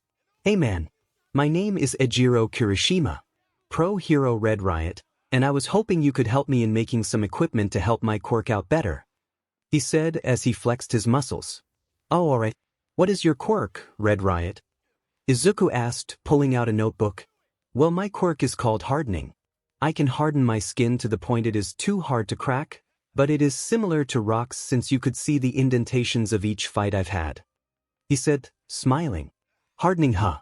That seems extremely lax in terms of power, so how about adding some power to your punches as well as defense by having some armor as well as some Air Force gloves? Izuku asked. That's so manly. I would like to see where you could get them, he said, smiling happily. Follow me. Mei has created the Air Force gloves already since she had to help 𝗵𝗡 in school. Izuku said. You know 𝗵𝗡? Red Riot asked. Yeah, he came to me and Mei in order to help him adjust his new power to his suit since it kept ripping. Izuku said, leading the red-haired man into a workshop. Mei, we have a customer to use the Air Force gloves, Izuku called out. As Mei came out from under the mainframe of the hovercar that Izuku was making plans of making, Red Riot blushed as he saw her. And I never thought someone like you could catch a girl like her. That's so manly, Red Riot called out. Well, aside who I am engaged to, look at the Air Force gloves that Mei made, Izuku said, pulling out the gloves from Mei's box she pulled out. They went into the backyard to see what kind of power Red Riot had, and they weren't disappointed. He could make the gloves work as he could finally have some range against villains that were too far from him. These will work just fine. Any armor you could make for me on hand, he asked. The gloves would cost about 30,000 yen, but the armor would cost another 40,000 yen, Izuku said, looking at the man. That's chump change. I can handle it, he said, smiling. Alright, Mei will need to take your measurements. Also be careful, she has no concern for personal space, Izuku said, warning the poor man.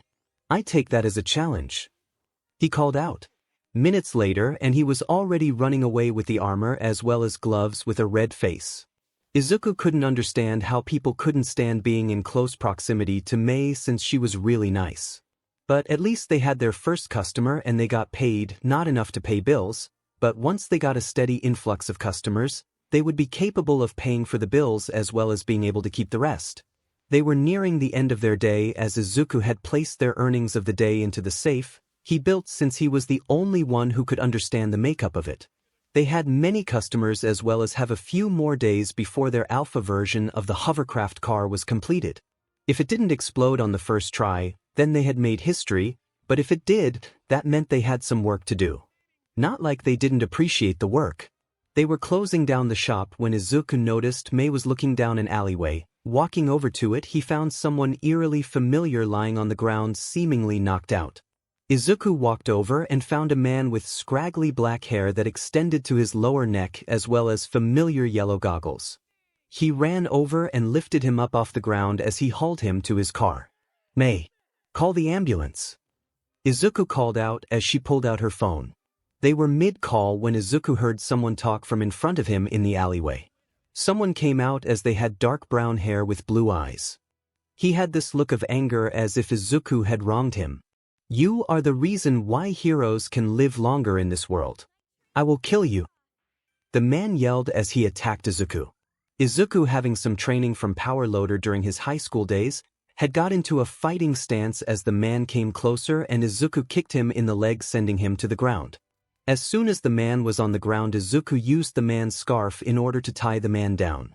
Soon the police as well as an ambulance arrived at the area and took both men separate directions, one to the hospital and the other to the prison nearby. Izuku and Mei continued to their own car when they heard yet another noise from the alleyway. Meow. Izuku and Mei looked down and found a black kitten next to their feet. Mei looked at Izuku as he picked up the kitten as he placed it on his shoulder, and both watched as the kitten held on to him for dear life as he sat in his seat of the car, and they drove off. The kitten was closing its eyes as well as opening them slowly. It seemed it was tired. By the time they got home, the kitten was asleep on his shoulder, and they entered the home. Izuku placed the kitten on a pillow in the living room as he prepared some tuna for the animal as Inko came into the room. "Oh Izuku, how was work today?" she asked. "There is a sleeping kitten in the living room," Izuku said, causing the mother to look, and indeed there was a black kitten sleeping on the couch.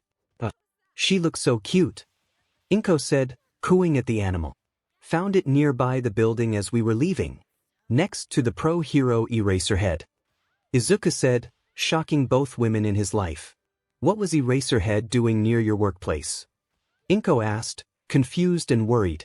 "I don't know, but he was knocked out.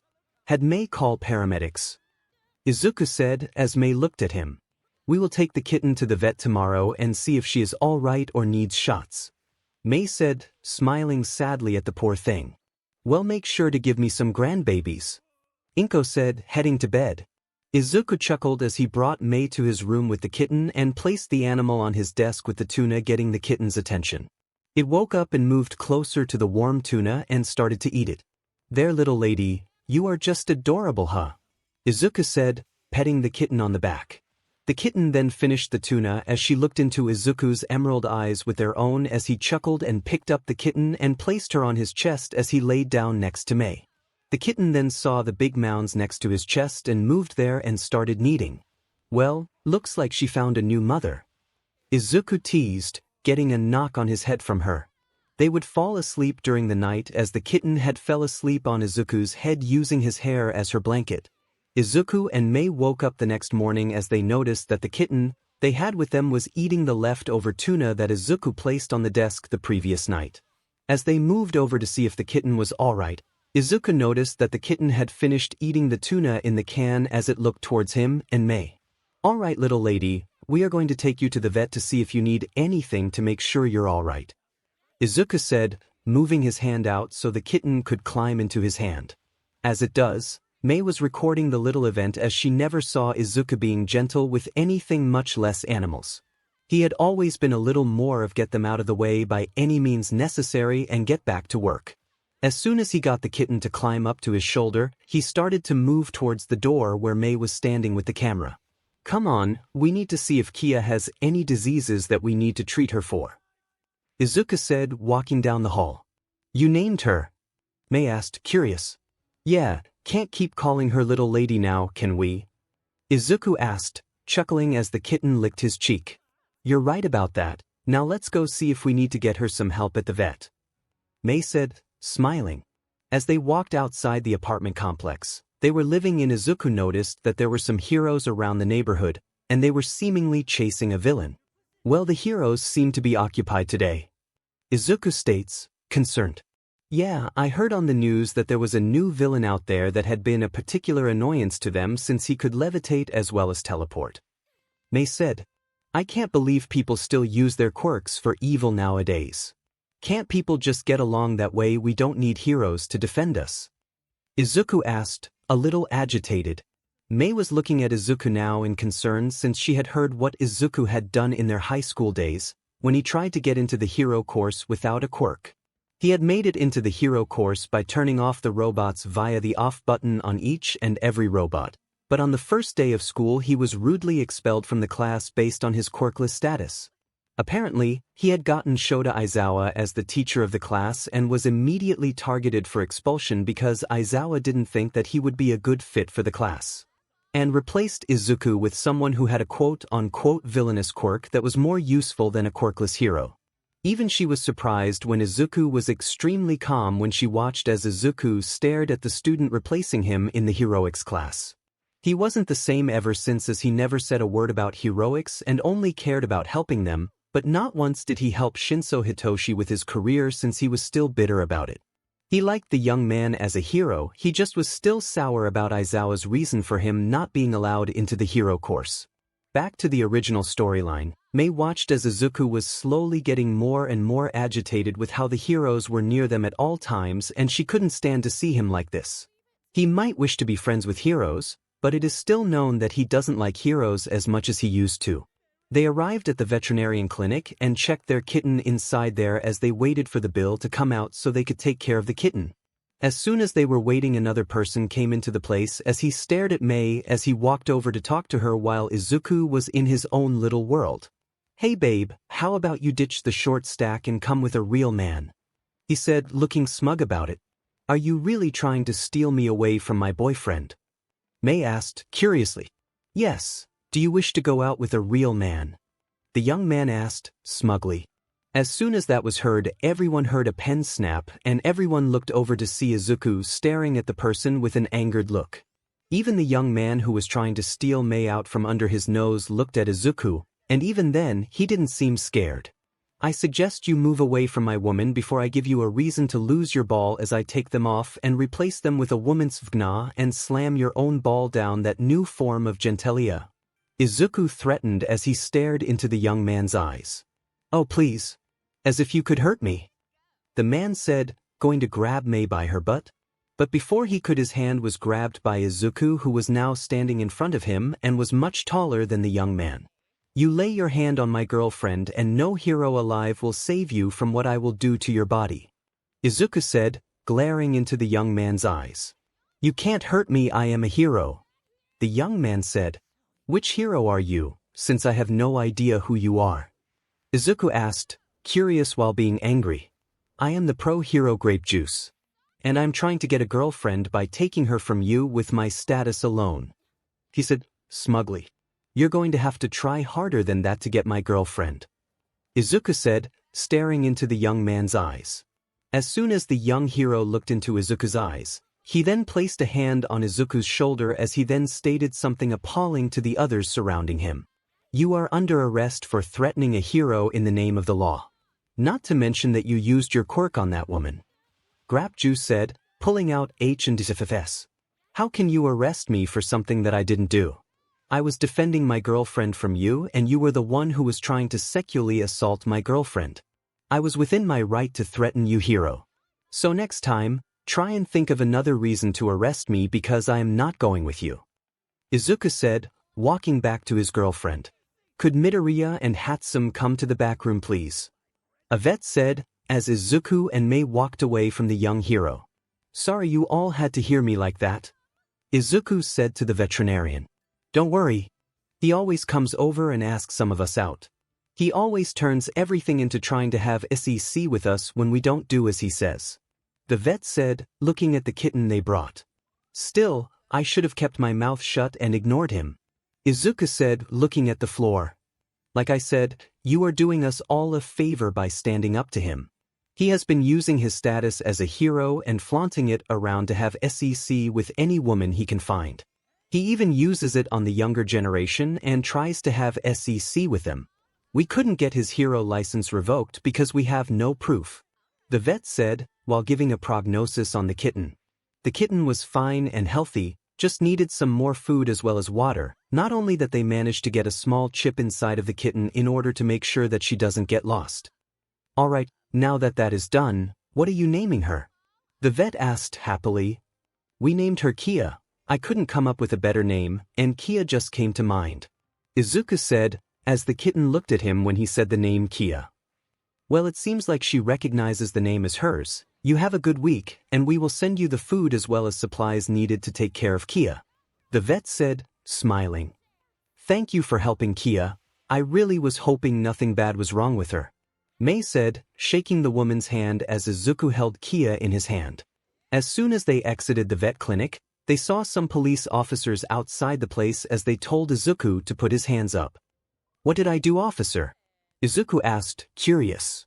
Pro-hero Grape Juice sent a complaint that you threatened him with death, and we need to take you into the station. The officer said, looking at Izuku's stoic face. Does he have to, officer? Mei asked. This is just protocol. If I could, I would just let you off with a warning, but he kept annoying me, so sorry, kid. The officer said, as he cuffed Izuku and placed him in the police car. Please, could you drop my girlfriend and kitten at my apartment, please? Izuku asked, looking at the officer. Where is the apartment? The officer asked. Mizudafu. Izuku said, as the officer put in the location and allowed Mei into the car and drove off. As they arrived at the station after dropping Mei off at home, Izuku was hauled into the interrogation room, and he sat at the table with a calm expression. What is he in here for? A voice called out. Apparently he threatened a hero with death, for apparently no reason. The officer told a detective. For no reason? The detective asked, confused. That's what Grape Juice said, but knowing him, he might have been lying. The officer said, sighing. We need one more case of 𝗧𝗪 in order to take away his title as a hero. Maybe he will be the one who gives us that information. The detective sighed. As he entered the room, he was met with Izuku, who had gotten his hands out of the cuffs on the table and was cleaning the room up with a spare rag in his pocket. Took you long enough, wasn't sure how long it would have taken you to get in here. Izuku said angrily. The detective could see his anger coming off in waves as his aura said, nothing but pure anger at why he was here. Is you name Izuku Midoriya? The detective asked. Yes, I am Izuku Midoriya. I am quirkless and my girlfriend was sexually harassed by the hero Grape Juice. Izuku said, looking at the detective. He said as he wrote it down. Alright, so what can you tell me about what happened at the animal clinic? The detective asked, trying to get more information. I was with my girlfriend going to the vet for the kitten we got off the street. We were going there to get the kitten checked for anything bad in them when he showed up trying to steal Mei from me. He openly admitted to it in front of everyone there. When I told him to back off from her, he tried to grab her butt and claim it as his. That was when I threatened him that I would kill him if he continued. I don't care that he is a hero, his quirk could be used in a variety of ways, but him being a hero to get women is not a good thing. Izuku said, looking at the floor. Alright, anything else I need to know? The detective asked, all the while thinking to himself that he finally could take down pro-hero Grape Juice. I may or may not have threatened to turn him into a girl and stuff his ball down his new form of genitalia. Izuku said, blushing. You what? The detective asked, snorting. I threatened to change his body to that of a female's, and after taking his pee-pee off of his body I would shove it right into his new gentius. Izuku said, whistling. That is a new one from the victims of this man. The detective said, sighing. New one of what? Izuku asked. What you threatened him with is a new threat to him for trying to take the girls of other men. The detective said. Alright. Can I leave, detective? Izuku asked. Yes, you can leave. The detective said. As Izuku left the precinct, he overheard the intercom as the detective's voice was heard all throughout the station. Could someone get me Grape Juice, the pro-hero? We need to arrest him. Can't believe that he got himself into trouble so many times that they needed actual proof against the man. Might as well put a restraining order on the hero or ex-hero. Izuku said, entering a law firm.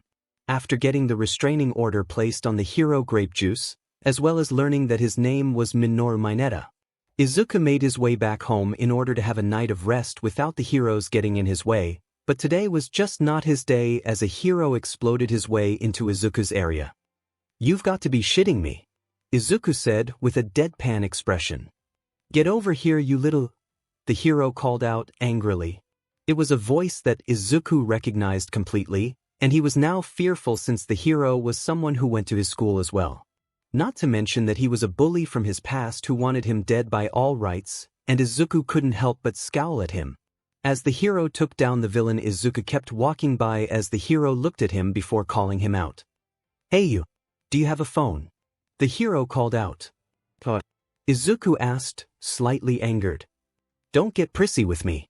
I need to borrow it for a second," the hero said, for the first time a little tame. "Will I get it back?" Izuku asked. "Yes, you will. God, I am not a thief," the hero said. "Alright, here you go," Izuku said, tapping his foot on the ground. As soon as the hero was finished tying up the villain and finished the call, he gave Izuku's phone back as he looked at the young man again. "There is your stupid phone. Can't believe you are like this to the people who protect you," he said before dragging the villain away. "Wouldn't you like to know?"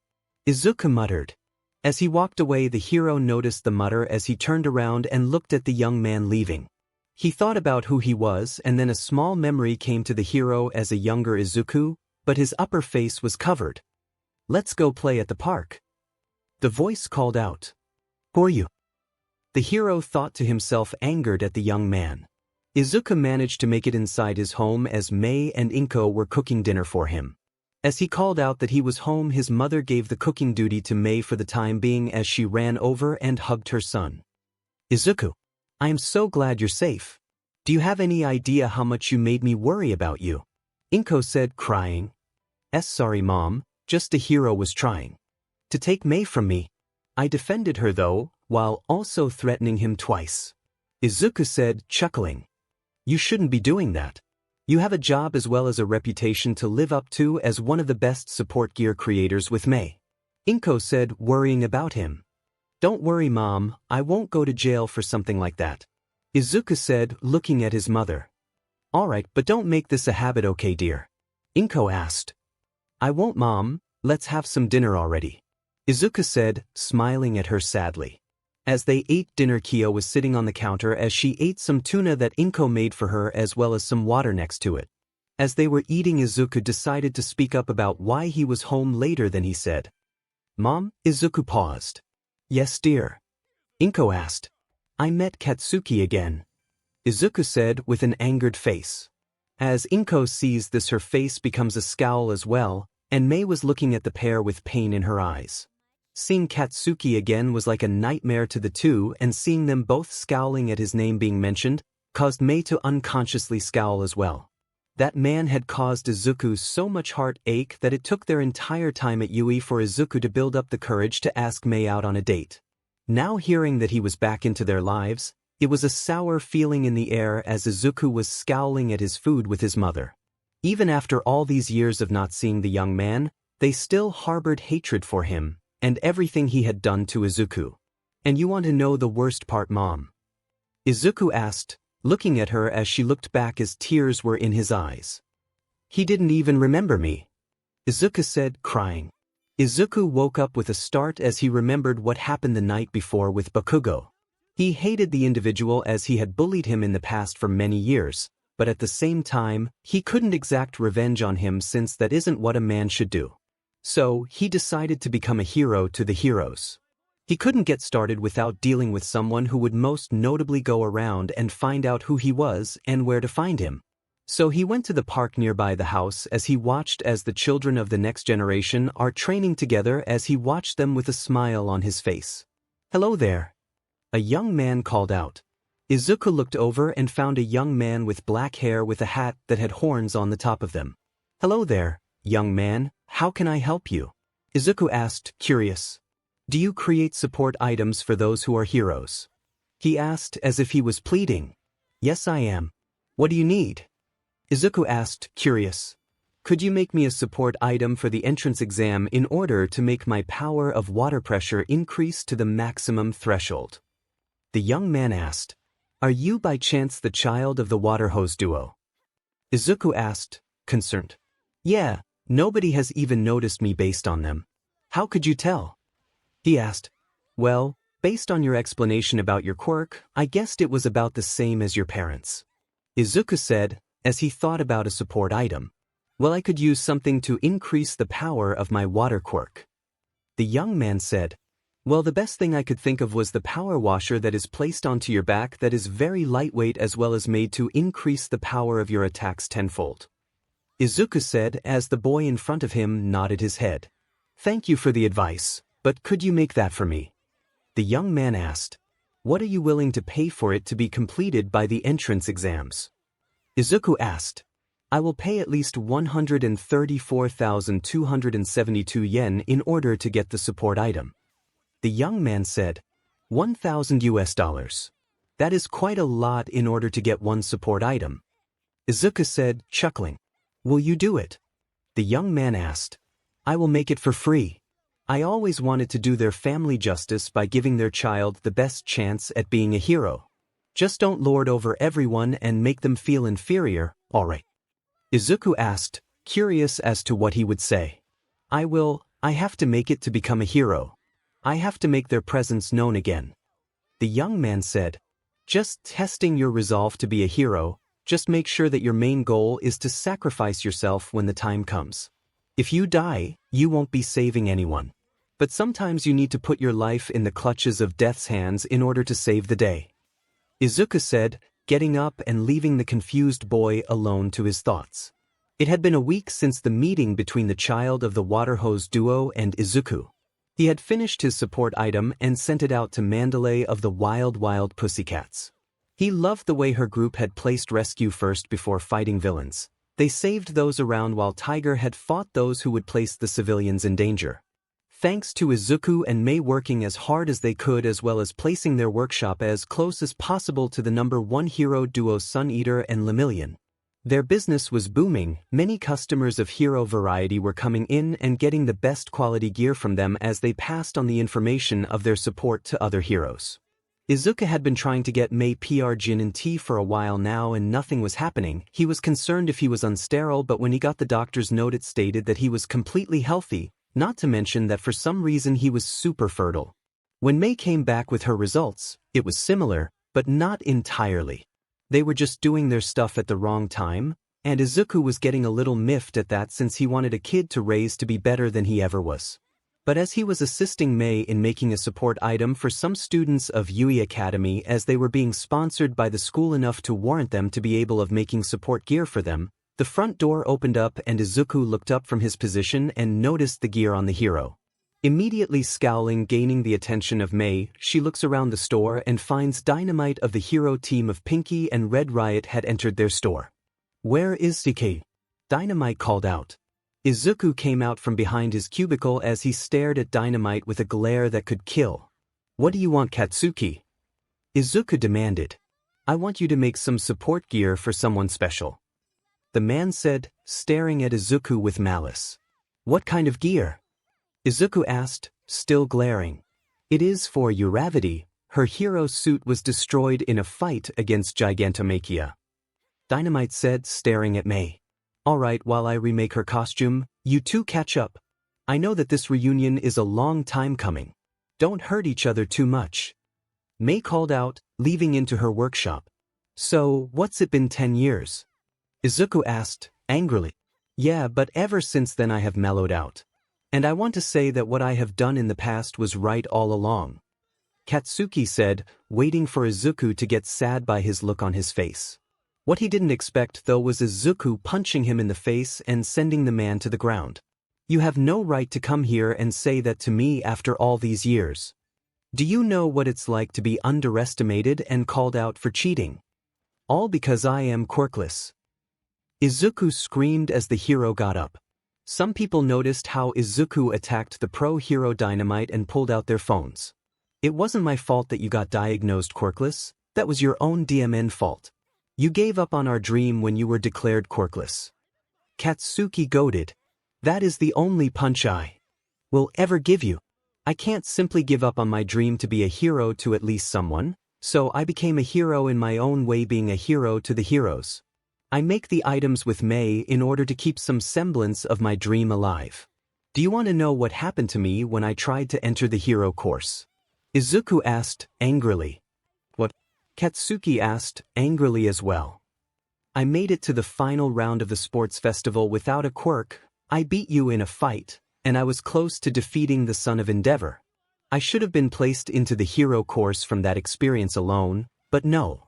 I was kept inside the support course because of something I had zero control over. They kept me there because I was quirkless, Katsuki. I was a shoe-in for the hero course, and they rejected me for someone who had an amazing quirk who thought it was villainous. They pushed me aside for someone who was perfect for the course. I'm not petty to go out and tell him that I should have been in the hero course. I was raised to congratulate them on a job well done, not to mention bullied to the point that I don't think that I should be alive anymore. Izuku called out, staring at Katsuki with a glare that made the man tremble a little. What are you going to do about it then? Are you going to sue me and reveal our past? Katsuki asked, angrily. No, I am going to do something worse for you. I will make sure that your popularity goes far down to the point you will lose your license if you step near me ever again. Izuku said, slamming his court papers near Katsuki, who looked at them. You put a restraining order on me. He yelled, angered. Yeah, since you can't seem to apologize for all you have done to me, you will never get gear from this place. We will give gear to your allies, but only them, not you. You are only a fake hero. Izuku said, walking away. You'll never see me again if you do this. Wouldn't you want our kids to be friends? Katsuki asked, genuinely concerned. No, if you raise them, they might bully my kid if I ever get one. I don't want my kid to live the life I had.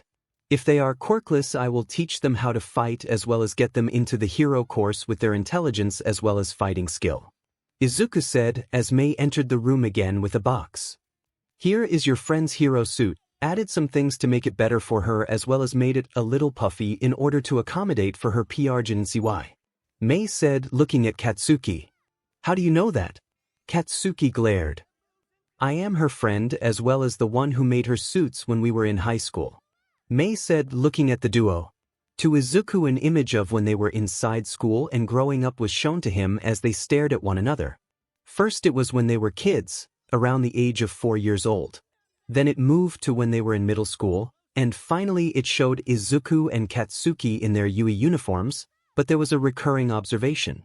Izuku's eyes in his childlike form as well as middle school form had stars in his eyes staring at Katsuki, but when it reached high school, his eyes were dead inside as they were broken.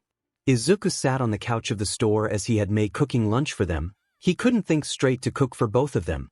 May had learned how to cook when he wasn't looking with his mother, as she made sure to follow the recipes to the letter as she didn't want to mess up.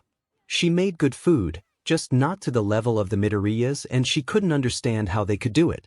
They would both head home into their apartment complex as they had a very long day of customers as well as the Bakugo incident.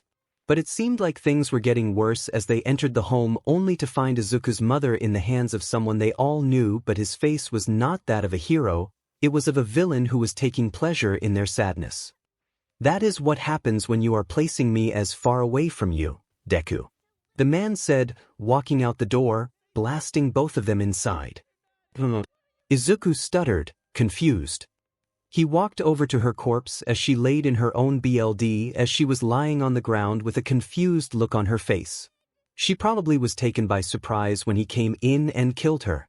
But the most haunting thing about it was the fact that her eyes showed no life in them, but Izuku was about to see red when he was hugged by May. Don't go after him, this is him trying to get a rise out of you. May said, staring at him with tears in her eyes. How could he do this? He loved her like another mother. She didn't do anything. Izuku wailed as he held his mother in his arms as the police entered the apartment to find the couple hugging it out as Izuku cried over his dead mother's body. Across the yard, 𝗵𝗃𝗀𝐁 was standing there with a smirk on his face, as he stared at the destroyed family that he caused. He walked away with a smug look on his face before the events of what he just did caused him to run to a nearby bush and throw up his lunch. I should have killed that woman with him, that way he wouldn't have the chance to create offspring, 𝗵𝗃𝗀𝗁 said as he walked away with a smirk on his face while laughing. Those around him didn't know why he was laughing, but they waved at the hero as he waved back, but that would be the last time he would see Izuku. When he sees him again, it will be when he has a child, and what he will do will be a surprise, and when it happens, he will truly see the young man break his will against what he holds against Katsuki 𝗵𝗃𝗀𝗁. Izuku woke up with a start. He had stopped having nightmares since he had been 20 years old, and he now is having them. This is definitely concerning. He had been in charge of taking care of the shop since Power Loader had May apply for a job at UE as its Class 1H homeroom teacher. When May had come to him about getting the job there, he knew that she would impart her intellect to the next generation. Considering they are having a kid in a few months, as he had finally gotten May 𝗵𝗃𝗁𝗏 with his child. When he was told that he was the father of their soon-to-be-born child, he was ecstatic. He couldn't believe that his luck was changing since his childhood, that he made the best dinner that he could that evening. May was full for the rest of the week after his meal, since she was craving his food for the entire time she was growing their baby. At least now you have an actual reason to say, "Look at my baby," Izuku said, looking at May. "I know what you're trying to say. You want to feel my stomach up to see where the baby is, don't you?" May asked teasingly. "You know me so well," Izuku said, smiling. It had been 5 long years since he fought his old friend and bully 𝗵𝗃𝗀𝗁 Katsuki. During that time, 𝗵𝗏𝗡𝗡 had announced his status as being married to Tamaki Amajiki, his sidekick, as they came out to the world as gay, and the world took the hit like no other. Reporters were guarding the place like vultures as they were wanting the deets for their relationship. Because of this, so many people who were heroes had become their customers, and Izuku was happy with all the heroes asking him for hero suit designs as well as updates since they wanted something better. During this time though, Izuku noticed on the news that there was a wanted villain out there who had attacked the school he went to as a kid. His name was Shigaraki Tamura, and he was the #1 villain as he managed to take down most of the heroes in his full power form as he fought them quirkless. Him look at the fight and look on in awe as that villain had made the impossible possible as his body mutated beyond belief just to stand a chance against all the heroes. And since he had been alone for a while, Izuku decided that he was going to assist the heroes in all that he could. He became a vigilante, as well as a quirk analyst overnight. He had found Eraserhead as he asked the man if he could train him in how to defend himself should his support shop be attacked by villains. It turned out all he had to do was make sure that he didn't use his skills taught to him for villainous actions.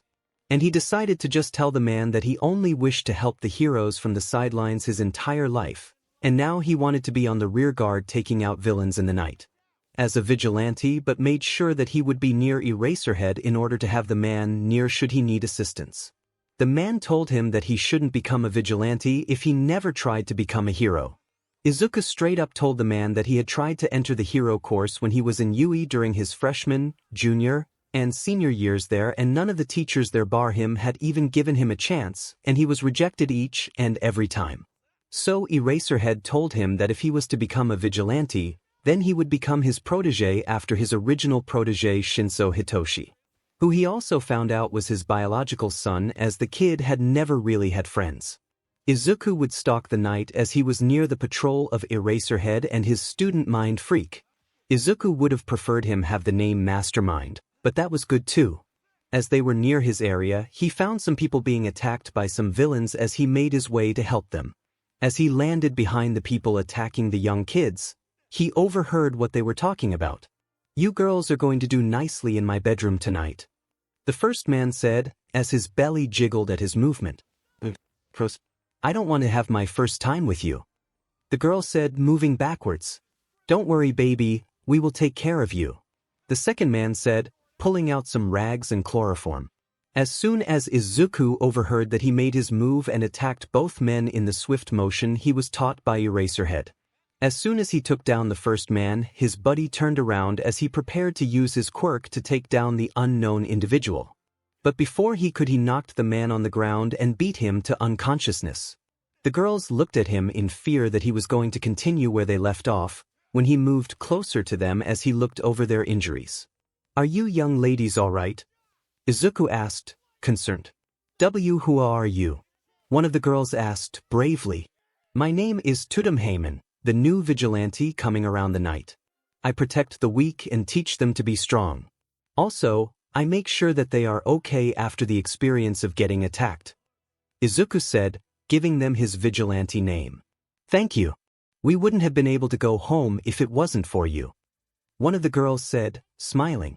The other looked at Izuku with a cold look. She really didn't like how he was standing near them as he checked over their wounds. "I've never heard of you, 𝗬𝗵𝗲. Are you really new here or are you lying?"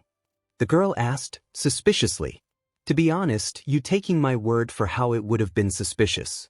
But yes, what I said is true," Izuku said, staring into the girl's eyes as he said this. "Why do I get the feeling that you will attack us later tonight?" the girl asked, more nervous. "I won't. I am just making sure that you both are all right. I need to save other people in the night. Can't rely on the heroes only, right?" Izuku asked. "I don't trust you. How do I know that you won't follow me home and RP me in my own room?" the girl said, staring into his emerald eyes. "I am already married and have a kid on the way. I would never leave her for some teenager," Izuku said, looking at the girl a little miffed. "So, I'm not cute?" the girl asked sadly. "You are cute and adorable, yes, but since I have someone in my corner to sate my desires, I don't want to go after those who are younger than me. That isn't right, not to mention that it would make my relationship with my wife ruined," Izuku said, standing up and getting ready to leave. As soon as he walked one step, he noticed movement behind him as he immediately turned around to defend himself to only get hugged by the girl who was right behind him. "Thank you for not trying to take me for my body," the girl cried.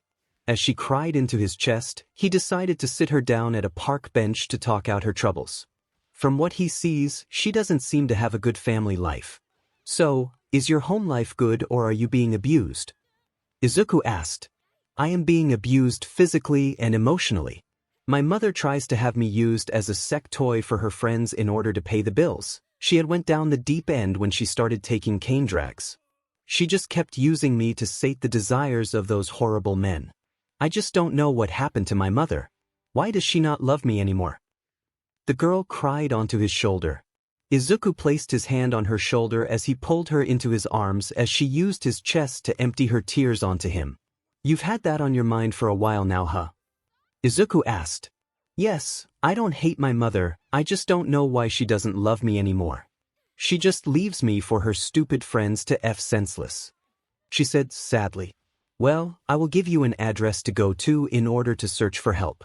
There is a friend of mine at this support item shop just down the road from here. He is a survivor of abuse like you and he might be capable of getting you out of that home and into one that you would love to be in," Izuku said, looking at her eyes.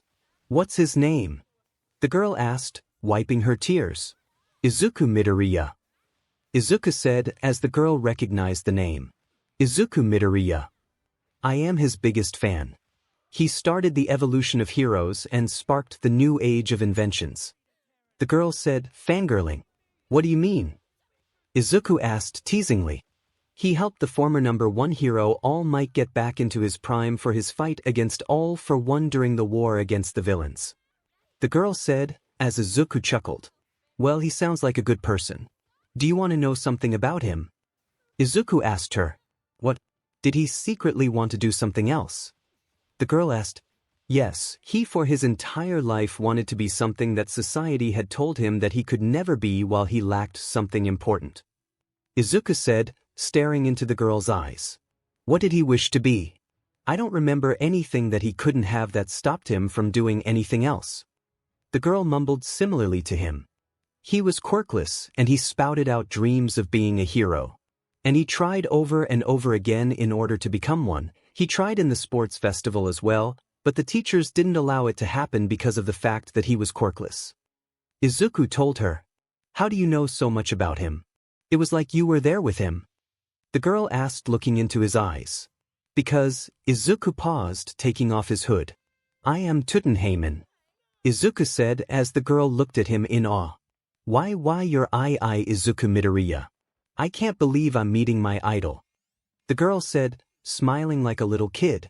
Nice to meet you, name's 𝗧𝗵𝗲, the quirkless wonder kid, as well as the quirkless inventor. Also, vigilante in his off time. Izuku said, introducing himself. And my name is 𝗧𝗵𝗲. I can't believe that you're actually talking to me. The now named Isha said, pulling out something from her bag. Can I ask you a question, if you don't mind? Isha asked curiously. What is it? I know that from your quirk it seems you have a mutation quirk, correct? Izuku asked, curious. The girl said, her ears now shone as they were moving up and down as her tails showed up as well, swishing back and forth. I wanted to know that, what would you think if a mutation-quirked individual became a hero? Would you support them? Isha asked, looking into his eyes.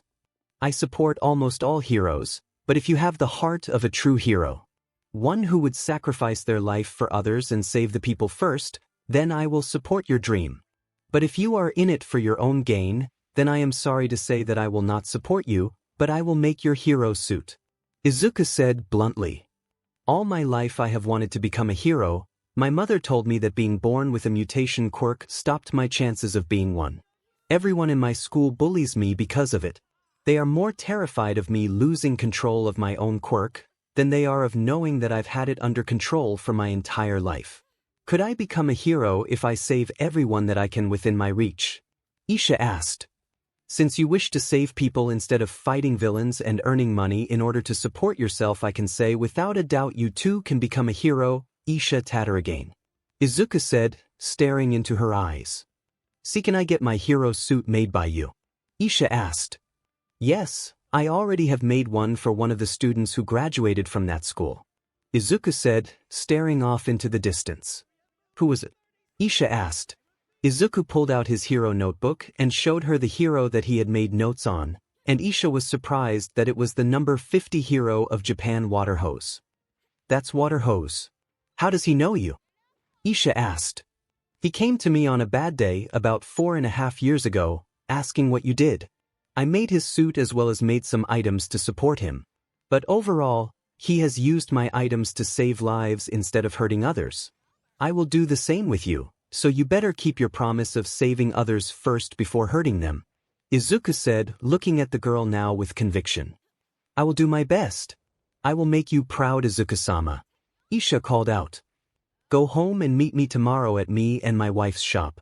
I will make you some breakfast as well as teach you some self-defense techniques. Izuku said, standing up. As Izuku watched the girl leave the park, he left the area in order to not be found by any heroes in the area. As he left, he failed to notice the portal appearing where he was last standing. 𝗬𝗏𝗵𝗏, the newest vigilante to grace our streets. I hope that you provide me with a lot of amusement. A scratchy voice called out as he came out of the portal, revealing white scraggly hair with a red cape and ruby red eyes that could look into the soul. He then looked on towards the retreating form of 𝗬𝗏𝗵𝗏 as he laughed crazy like as he went back into the portal. Izuku was walking to work one day as he had been thinking about what he had done to his childhood friend Bakugo. He hadn't even tried to stop him from placing the restraining order on him, nor had he even had any kind of backlash from his fans for doing so. They all assumed that Bakugo just didn't go to him in general since the other heroes are going to him. He was their main goal in life to surpass since he had shown people that not all heroes are in teams, as he had the most arrests under his belt since he exited Yui's doors. His early time arrests were already closing in on Endeavor's amount during his time of reign on the leaderboards of heroism. Izuku entered the store as he prepared for his day of getting support items completed as well as shipped out to certain individuals. He had been having a great day since he found out a couple days ago that he was going to have a child with May. So imagine his surprise when he finds Melissa Shield coming into his shop as she was crying about how her day was the literal worst in the world. Izuku sat down on a chair as he tried to calm the woman down, during which he was successful as she stared at him in jealousy. I can't believe that I lost you to May of all people. I thought that I could get you since we were quirkless and be inventors together. Melissa said, sighing. I know, I felt some things for you when I came to I Island with May during that time. I just want to let you know that. Just hearing that there was another person out there who was quirkless like me, you have no idea how much that means to me to hear. Izuku said, smiling sadly at her. They had been very close friends since they had been introduced by All Might, and he had been trying to get them together before he was killed by Shigaraki. It was as if it was her mission from that day on to try and stuck him as he told her no every time. It got worse over the years when he was in a relationship with Mei, as the woman seemingly never noticed how he would always groan whenever the woman was in the conversation. But nowadays she was calmer as well as focused on her job as an inventor extraordinaire, as she was taking on the position of her father since he was arrested for treachery. Izuku calmed the woman down as she started to talk to Izuku about how she had been dating some guy named Dynamite, and he cheated on her with another girl, a heroine going by the name of 𝐭𝐚𝐲, a graduate from Shiketsu High School. 𝗳𝗏𝗵𝗵 𝗵𝗃𝗁. Izuku muttered to himself. Melissa heard the name as she looked at him in confusion. You know him? She asked, incredulous. Yes, he was my bully in middle as well as high school. He never left me alone until I placed a restraining order on him, so that he will finally leave me alone. I don't wish for him to die, just that he leaves me and my life alone. He tried to force me to continue our friendship and force it onto my child. He is so arrogant that he has tried to take my wife from me a few times in my life. Izuku said, looking at her deadpanning. Wow, he really hates you. I never thought that he would treat anyone like me, but it seems like you are treated worse than even I was. How did you stand him for all those years? Melissa asked. I didn't. I tried to get him out of my life, and he just kept coming back and never left me alone. So I just went to Mei for him and disappeared and came back here with Mei and created our workshop. Now she works at Yui as she works for Ida, as he is now the principal of the school. Izuku said, drinking some fruit punch. How far is Mei into her 𝗵𝗃𝗁𝐶𝐻? Melissa asked, curious. She is in her final month of 𝗵𝗃𝗁𝐶𝐻. I am so worried about what might happen to her or the baby, I don't know what I would do. Izuku said as he rubbed the back of his head, sighing. Well, at least you can live your life peacefully, right? Melissa asked. This just in. Pro heroes are in a fight against the #1 villain Shigaraki Tamura. A reporter called out from the television that was on in their conversation. Wow, they are not pulling any stops in order to catch him again. Melissa said, incredulously looking at the screen as 15 pro heroes heroines are standing in front of the monster. It has been reported that Shigaraki Tamura had been in search of someone important to the hero society that he had been looking to kill. But he settled on some heroes instead. Pro heroes Lemillion, Sun Eater, Dynamite, Flash Freeze, Uravity, Ryukyu, Mirko, as well as Mind Freak have been seen fighting the monster. The reporter said, watching the fight. The fight was long and hard, even throwing Sun Eater as well as Lemillion across the battlefield as they fought the monstrosity. I can't believe that this man still hasn't gone down. He has all of the top 10 heroes here fighting him. One of the reporters called out. Izuku watched as Dynamite had moved backwards as he was collecting some sweat in his palms in order to release a large explosion. He's going to make himself useless. Izuku mutters, catching Melissa's attention. What are you talking about? Melissa asked before the television finished her question. Take this. Machine gun barrage. Dynamite called out. Izuku watched as the villain tanked the damage as he moved closer to the young hero, and Izuku couldn't help but shake uncontrollably. His bully was about to be attacked from within the smokescreen, and there was nothing he could say or do. Dynamite noticed movement from within the smokescreen as he blasted the smoke away, only to reveal Shigaraki already closed in on him with his hand outstretched towards his face. Confusion as well as fear was on his face before he pulled up his left arm in order to block the attack before everyone watched as the young hero had his entire left arm blasted away from his body. But in that moment Dynamite had done something else that caught the villain off guard. His hand was placed on the villain's face. Try regenerating this. 𝗬𝗓𝗄𝗧 blaster. Dynamite called out. As another smoke screen was shown from the explosion, Izuku and Melissa felt the explosion from there. And as soon as the smoke cleared, they found Dynamite standing over a headless body of the #1 villain as said villain's hand was placed on his face. I may die from this, but I will take your life, Katsuki Bakugo. The villain's voice called out. The voice was so soft as well as calm, nobody had even thought that the villain was still alive, but Flash Freeze moved closer to the bodies of the two as he burned the body of Shigaraki Tamura as Dynamite's body was completely disintegrated. Izuku watched on in horror as his bully and old friend was killed so fast that he couldn't even think. Melissa was now wishing that she never wished his death on her way over to Izuku's workshop, and all the heroes and heroines were none the wiser about his death. Pro-hero Dynamite was dead. And now Flash Freeze was now the #2 hero in Japan. Izuku didn't know what to do, so he called the only person he could call. An old woman's voice called out. "Mitsuki-san, I don't know how to tell you this, but Bakugo is dead," Izuku said, staring at the television screen in front of him. "What do you mean my son is dead?" Mitsuki asked, concerned. "Yes, I watched as Shigaraki Tamura had disintegrated him from the head down on live television," Izuku replied. Mitsuki's cries of anguish could be heard over the phone as she cried in pain. She had been diagnosed with cancer a few years prior as she had been fighting to survive until her son had managed to achieve his dream of being the #1 hero in Japan. But now that he is dead, she doesn't know what to do. "I'm sorry, Mitsuki-san, I didn't wish for something like this to happen," Izuku said as tears were oddly coming out of his eyes. "Don't worry, Izuku, there is nothing you could do about it. I need to have some time alone. I hope that you can raise your child with Mei right. Don't make the same mistakes as I did with Katsuki," Mitsuki said, preparing to hang up. "I won't. I will raise my child better than you or my mother," Izuku said, smiling, tears streaming down his face. He may hate the young hero like none other, but that doesn't mean that he wished death upon someone. In fact, he wouldn't wish that on anyone who was his ally nor enemy. As Izuku hangs up, he called Mei as well as Tenya as they had become close after hearing Ochako had been married to the young man. Izuku moved over to Melissa as she looked at him sadly, and the young man asked her to head home so that he can think to himself. She left without a word as Izuku walked back to his back room of the store as he pulled a book from a shelf as it showed a pole heading down underground. Using the pole to go underground, we find a deep cavern that is covered in technology as Izuku walked amongst it.